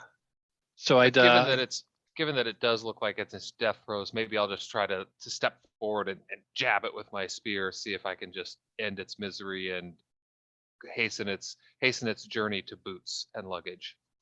So I will just jab it with my spear. And we'll be taking a -2 off of this, right? yes. And it wouldn't matter anyway. That looks like a pretty solid miss. I come back with a chunk of something on the end of the spear that I'm not shaking it off of there, and That's probably wise. And Zal, what would you like to do, if anything? I reach into my pouch and I come up holding what looks like a flask of oil, but for those of us that were there before, know is not in fact a flask of oil. And when like kind of careful and like pull the stopper off. And when the crocodile opens its mouth, I'm going to attempt to chuck into it that bottle of the super sticky plant resin that I've been carrying around. Yes. I love it. See how that works. Yeah, go ahead and make a hit roll. All right, I'm going to remove that. I'm going to just treat this like I'm throwing a dagger at it.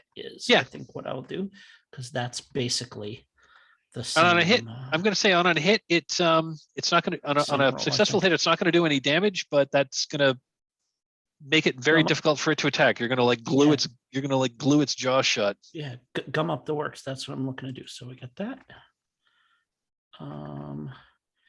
0. 14 attack roll. That is going to hit armor class. That's going to hit armor class. Roll 20 crashed. Is that? It'll be AC 5, right? That'll be AC 5. Minus your roll. Is roll 20 crashed? Is that on your list? It's working for me. Okay. I'm seeing that you. No, it just like it. My computer just spit it down. It's good. I'll just reload it. Got it. All good. Yeah, that's a hit. That's super clever. Nice. Yeah, that's a hit. It snaps on the flask of oil. The ceramic breaks, and it seems to struggle to open its jaws again. But it's also still kind of like thrashing. I think that means it's its turn. And it is going to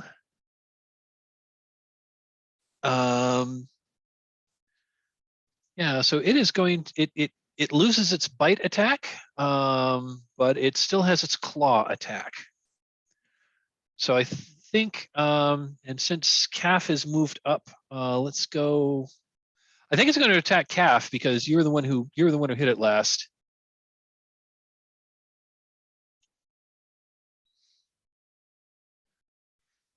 And I hit armor class. Kev, what is your armor class? 1. Armor class 1. Okay. It claws, it claws at your greaves, but it does not penetrate the armor.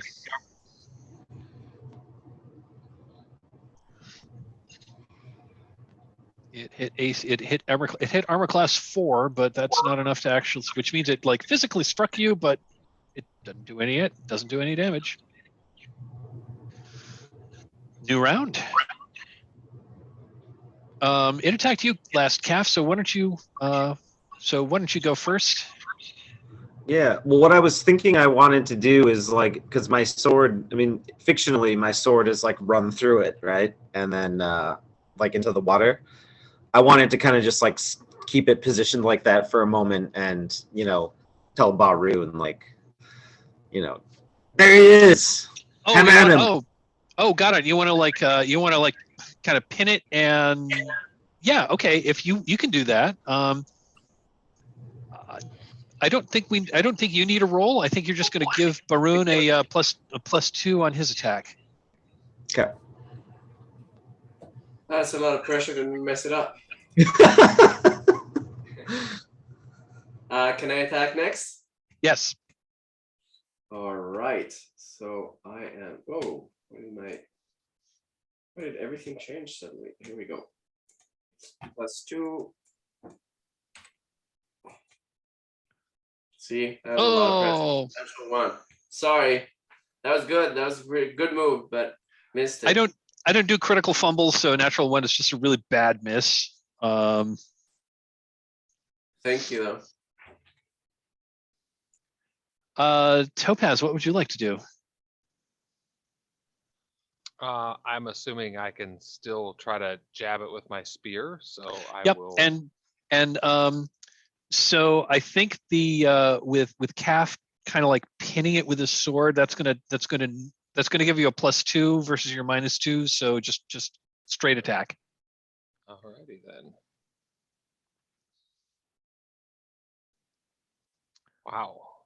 Wow. Yeah. Yeah, this thing is still thrashing. It's practically the exact same. Roll 20. And Zal, what would you like to do?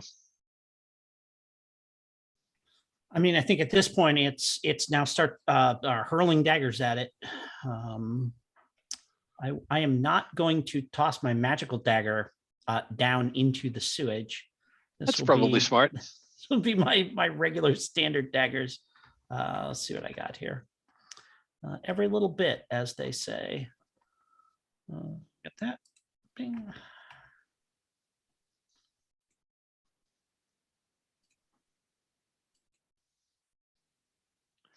Nice. Oh, nice. That's a crit. That's a crit. So that is max damage. And yep. As good as it gets. So that's 4. Fantastic. Since you rolled max damage, I'm going to give you a bonus. I'm going to give you like an additional +1, just a little extra bonus. Sweet. 5 points. So yeah, and that did it. Go ahead and tell us how your dagger strike kills this. Oh, that's fantastic. Is the killing blow. It's thrashing around in its mouth, and my friends are banging on it and stuff and everything. And like the whole time I've been like carefully looking, and my friends are all there and everything. And I'm actually scrawling some equations in the muck on the wall with like a little angle.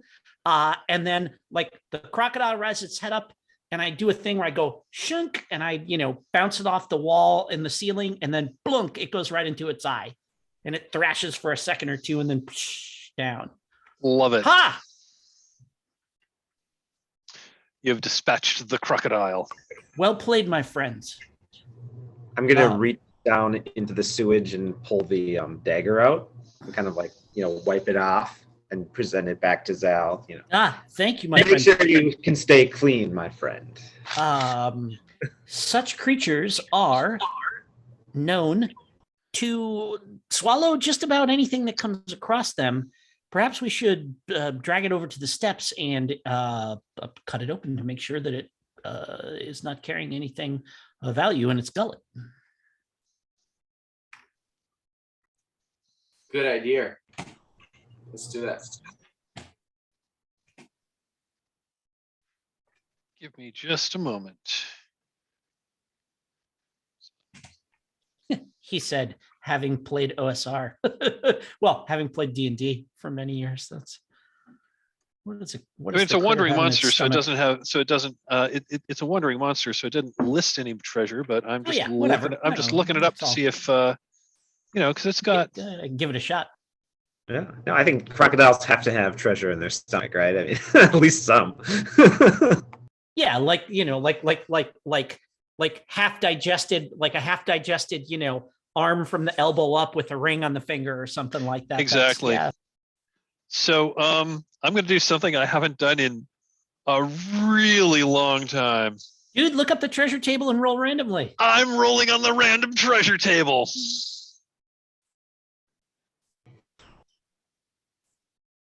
Okay. Drum roll, please.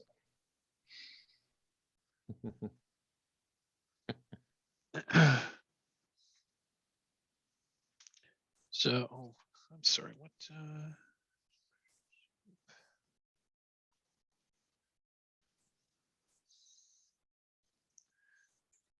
Okay, and a large crocodile has treasure type C. Okay, so how? Let's see. Do you get copper pieces? No. Do you get silver pieces? No. Do you get electrum pieces? No. Do we get gems?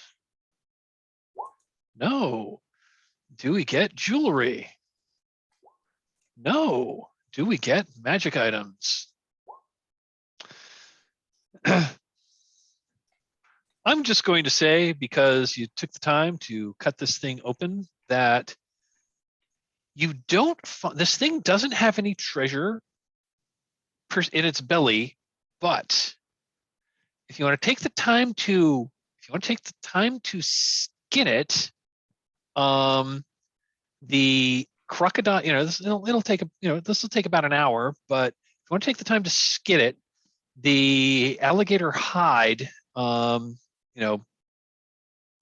not going to have the time to tan it, but the hide of the alligator of this crocodile is going to be worth, I'm going to say 75 gold pieces. I don't feel like that's worth an hour of our time. I say we drag it back to our orc friend and tell him to make himself useful while he waits for our return. You're going to give him a knife? Sure. I mean, can he cut himself free with it? Probably.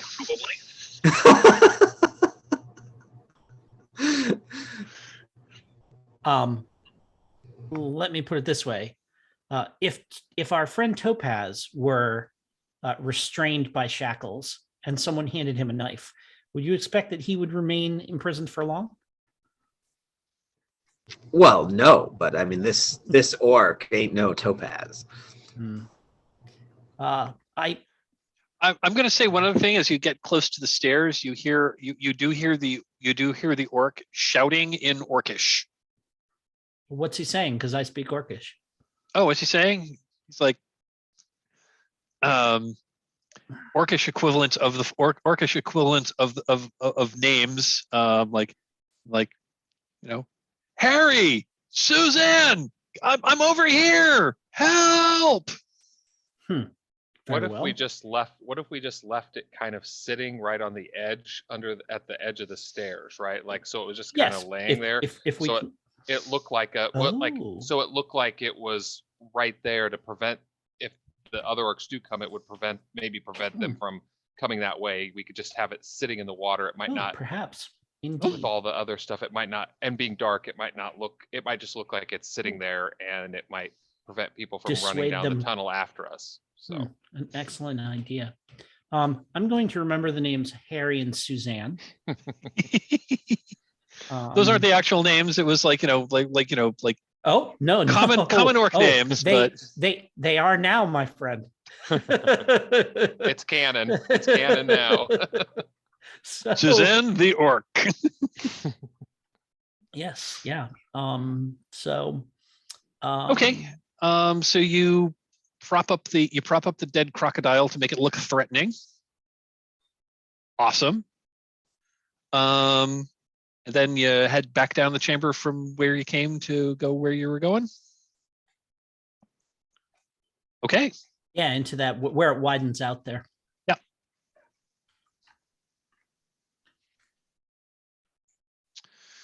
Okay. So yeah,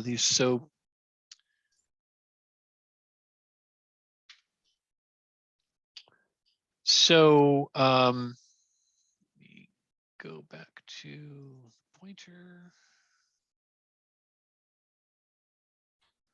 And let me go back to a different layer. Okay, so yeah, you emerge, and here there is there is now a ledge that goes along the side that it widens out dramatically. So this patch that you were in was like maybe like maybe five, maybe like it was like 5 or maybe 7 feet wide. It opens up to it's like 15 feet wide here, and now there's a 5 foot wide ledge that goes along the southern wall. You get to this point, and the orc told you that it was going north led to where the slavers kept their prisoners. But here, the ledge does continue to just see what I've covered up. Yeah. What is that structure? Is that a valve of some kind or something like that? Yeah, this is the GM's. Let's just say that's the GM's map, and that's something I should perhaps have covered up. Oh, okay, all right. With it, that is the letter T. This is not the T's you're looking for. Got it. Okay. Okay. Didn't the orc say that if the other direction, north was where the prisoners were, but the other direction there were like ant people? They were like something ant-men. that? Yes, there were like ant-men lived down there. Mhm. And not as in the Marvel superhero. Indeed, we the Fomorians, we should leave them to their own industrious ways. It is the captives that we are here to rescue. So I concur. no. Okay, so you take the northern passage. Let's see. Fomorians aren't very appreciative of our arts and things, and so they don't appreciate our performance. So why would we want to go that way?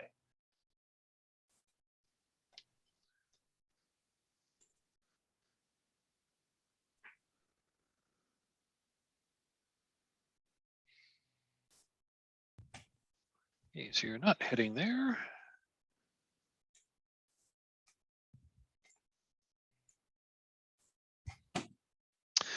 Yeah, so this is the so this is the stone ledge that goes toward the direction that the orc said the prisoners aren't. So, and this structure is a let me get off the map layer so I don't move things around. So this structure is a wooden bridge supported by stone pillars that crosses the river of sewage. The bridge is 5 feet wide and has no railing. It appears to be sturdy.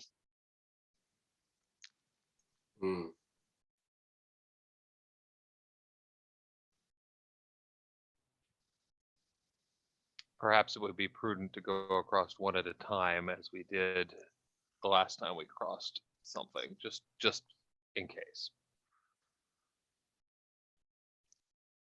And it is this time from up to the north, you hear a rhythmic drumming.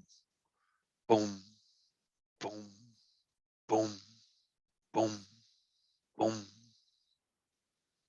It's not super loud, but it's definitely it's definitely a rhythmic drumming, and it just keeps going.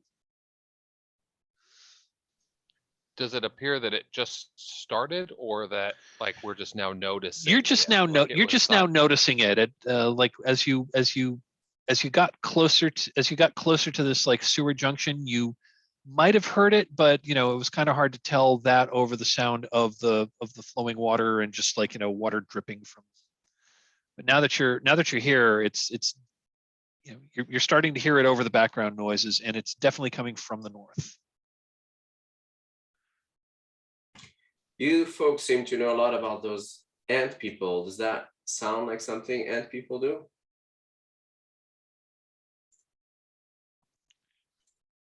I'm thinking you don't actually know a whole lot about these ant people, so. We actually, I have read, I've read speculation about their culture, but nothing based on actual firsthand observation. I believe this sounds like the sort of drumming that one might, well, actually, perhaps we should ask you, did you ever hear this sound when you were a captive of the orcs? It sounds like the kind of thing that might be a cadence that one might labor to. Hmm.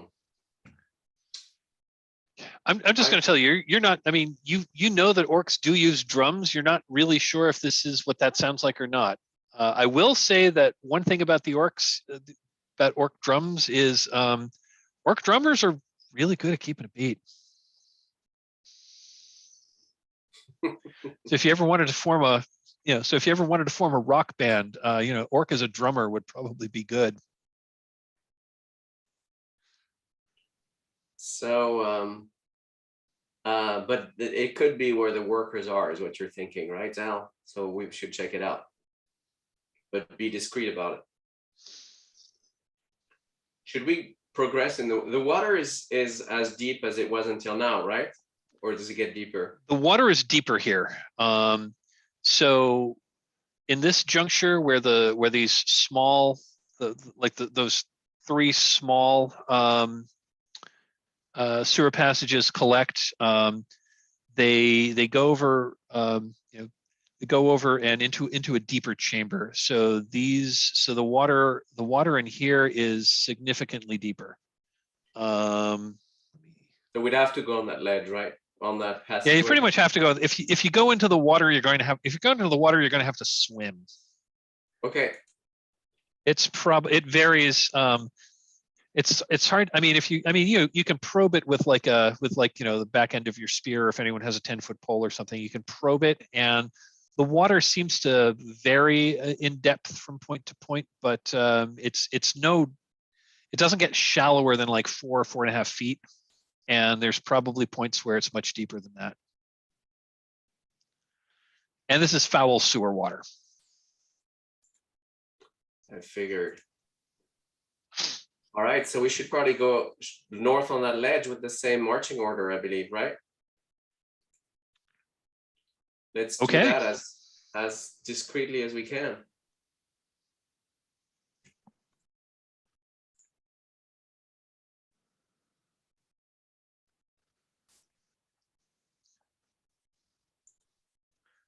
Okay, so you head north. I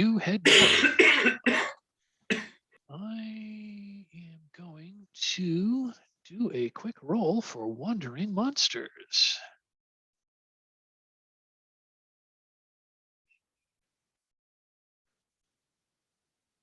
And that's a no. Okay, yeah, you head on north along this passageway. Let me reveal.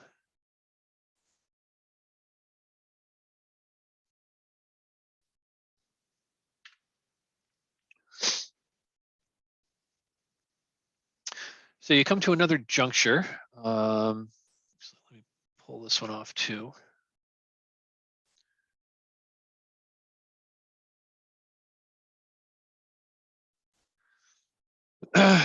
Nope, looks like well, anyway. So,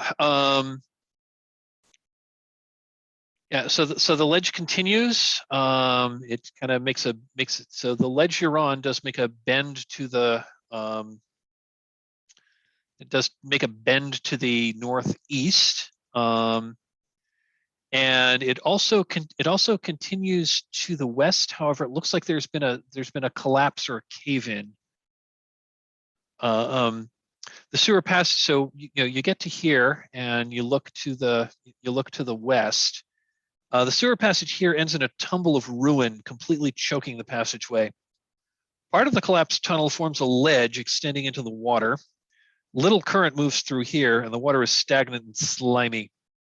An old tun rests upside down at the end of the ledge. And this is actually where the drumming is coming from. When you say there's tun, tun, T-U-N. It's like a barrel. Oh, barrel. Okay, got it. Okay. And there's water dripping. There's water dripping from the ceiling onto it in like rhythmic, at a steady pace. And when the water hits this like steel like half barrel, it's making a drum-like echoing noise.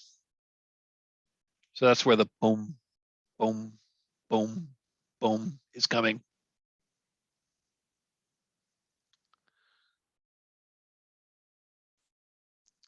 What would you like to? Aaron's gonna approach that ton and look into it to see if it contains anything.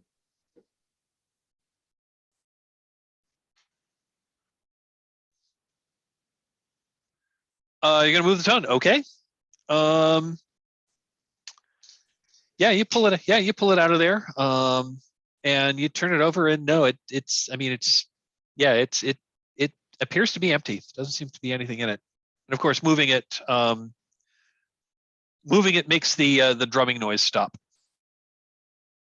And could I give the rubble like a good old dwarven look over to decide to get a sense of how old it is, if it could be removed, if there's a structure behind it that might be worth digging towards, something like that? You know, shining your light here, and you're oh, that's right, you're a dwarf. I'm not going to even make your roll here. So this collapse was some time ago. You're guessing years. However, as you get close, you're a dwarf, and you know from like rocks and passages and whatnot. You just feel the tiniest bit of a breeze that's coming through the rubble. So you think that it's probably not very. You think there's a passageway behind the rubble, and if you took some time to clear the rubble away, there'd probably be another passage that headed to the west. Okay, I inform my comrades of that. It's not obvious at this point that it's worth it, but there's a passageway behind the rubble. Do you want us, group? Do you want us to dig it up, or should we keep forging ahead? Yeah, it seems like our choices are to go to the west here through the rubble or to go northeast. Yeah.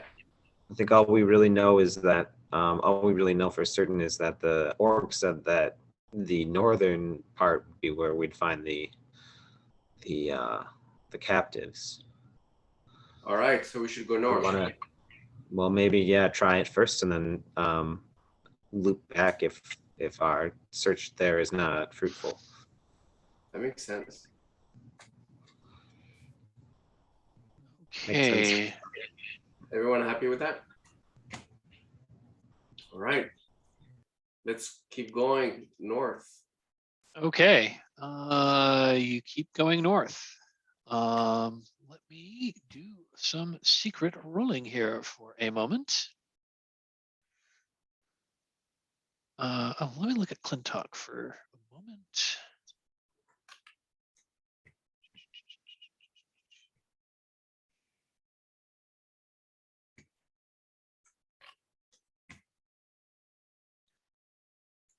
And let me look up one other thing here. Just want to check something about characters' abilities. Halfling, fighter, elf, dwarf.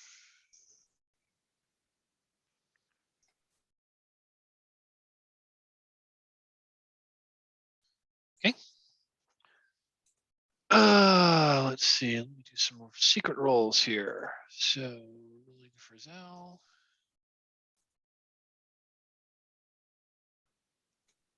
Rolling for Topaz. Rolling for Calf.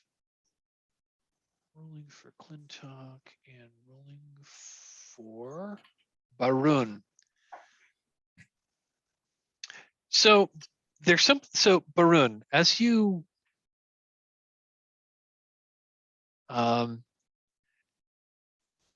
continue up the northern passageway, you get to here. You just notice there's something weird about the wall here. I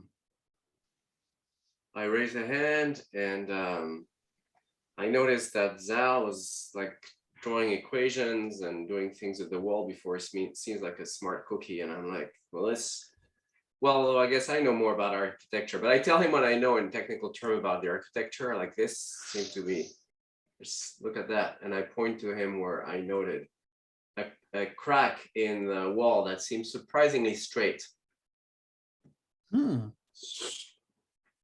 Yeah, and I pull up my dagger and I kind of run it along the edge. I say, "Ah, yes, well spotted, my friend. You've discovered a secret door. Perhaps an easier means of egress than our collapsed passage." Well, we don't know what's behind it, so I say we brace ourselves and open it. What do you say? Can we do the usual listen at the door thing? Absolutely. Clintock presses his ear against the door. And I'm just gonna roll it. He doesn't hear anything.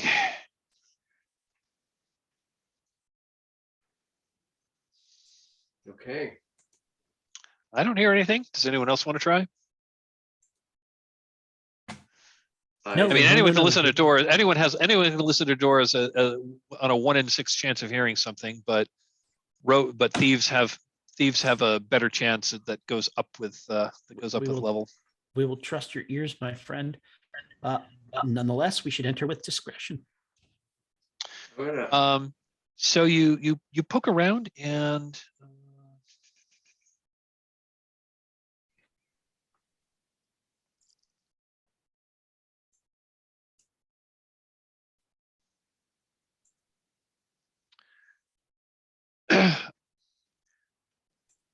so yeah, you after pondering it for a little while and testing it, you do figure out what the mechanism to open the secret door is.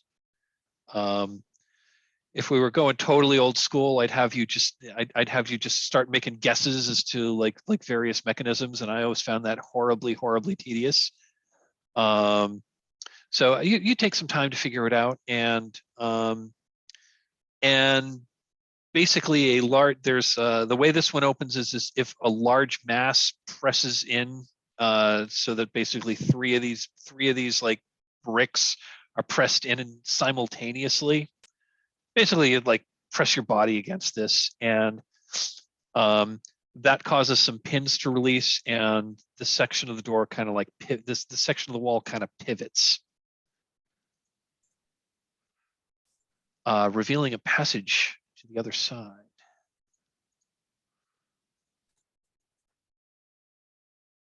What did I just do? Oh, I used the wrong tool. I'm not drawing. I'm not trying to draw. I'm trying to remove.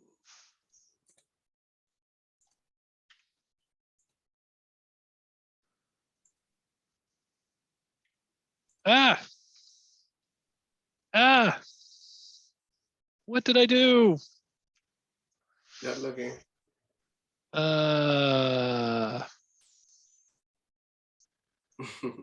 Looking. There we go. I pulled the map layer to the front. Oops.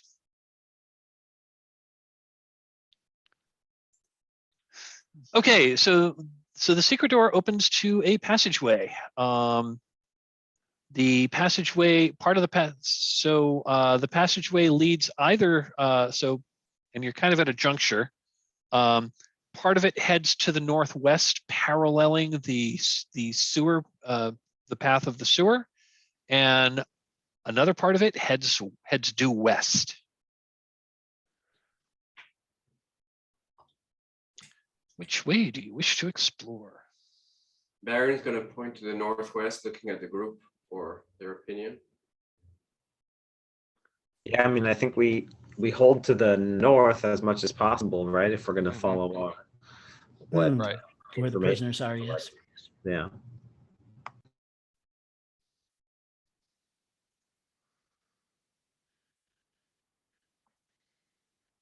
Okay, you're going to head north.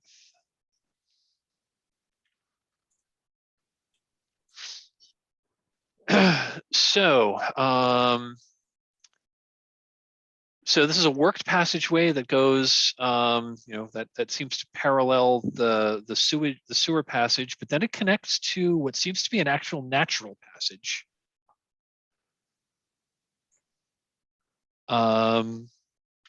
You continue following the natural passage? Yeah, definitely. Right. Well, I suppose until if it's not going north, the direction we wish to go, we might want to consider turning. Oh, yeah. You know what I mean? Yeah, it does seem to loop around. The other thing is this passage is going up slightly, at least for here. So this natural passage seems to go probably above the sewer passage.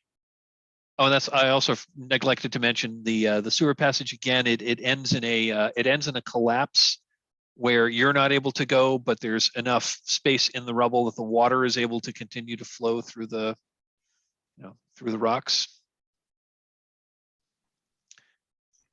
And So when you say natural passage, yep, does it look like was this carved by water? Was it dug? Is it like just a sort of a fissure in the rock that we're following? It's kind of a fissure. It's kind of a fissure or like a cave. Like a cave. Sure. Okay. We're spelunking at this point. All right. Yep. Yeah. The floor is uneven. The walls are uneven. But yeah, it's like a natural cave. We have turned away from the direction we wish to be heading. I certainly think we wish to head north again at this fork, my friends. All right. So should we go back? Is that what you're saying? Go back and try west? You do come to a fork, which is, where it goes south. Has a northerly. It does have a northerly fork. Okay. We head to the north, I think. Yeah. Okay. You come to another fork where it continues to the north, or it also like loops back west and then bends to the south. If you go down there, that leads to a staircase going up.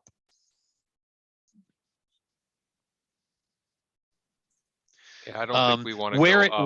Where this passage. Oh, and the other thing is this passage. Like it transitions from being a natural passage to being worked stone. And so then there is indeed a staircase heading up. I think we need to keep going north. I don't think we're wanting to go up. Yeah. That's a good exit. Well, the only thing would be to check if that's a safe exit, but maybe we don't need to do that now. Let's go north. You're right. Okay.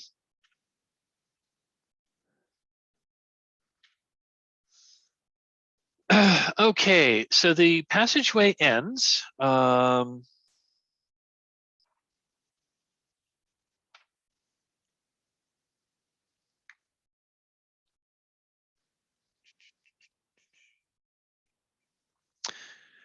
So this passage, so as you come around this bend to the north, you see light ahead of you. There's like torch light in a chamber ahead. And I'm going to say you cautiously creep toward this opening and like peer in. And when you look into the room, this chamber is circular with a moat of sewage surrounding a bare platform in the center.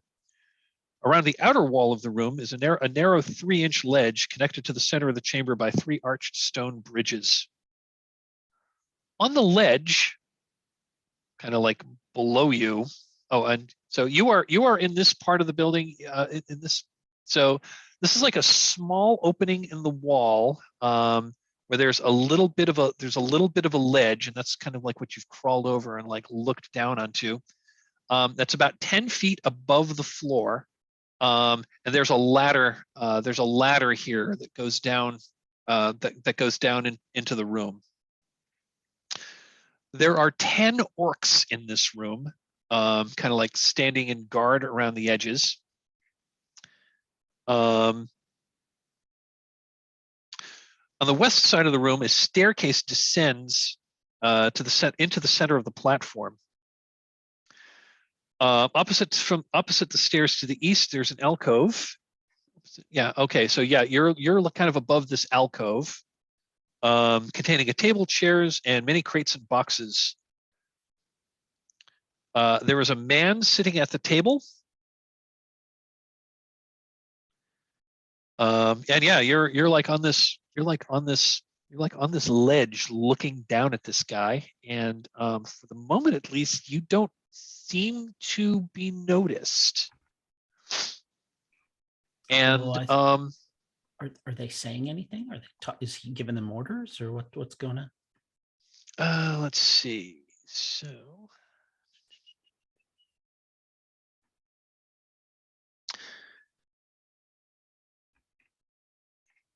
yeah, so there's a ledge.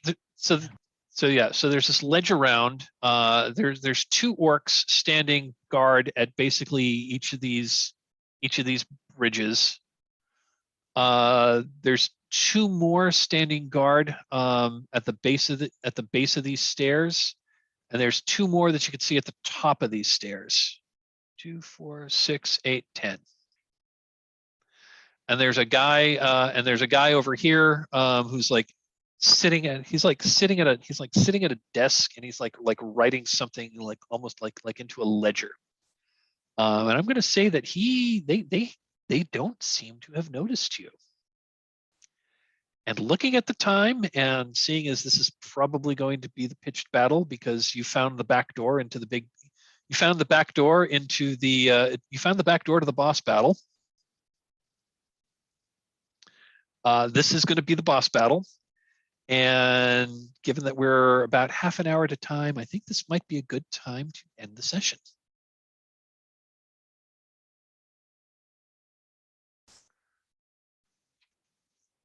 So yeah, you have, so I'm just going to tell you out of character. Yeah, you have found the local slave, you have found the office of the local slave lord. You are in a pretty good position here. Because you stuck around, you found the passage, and yeah, you found the passage to the back entrance.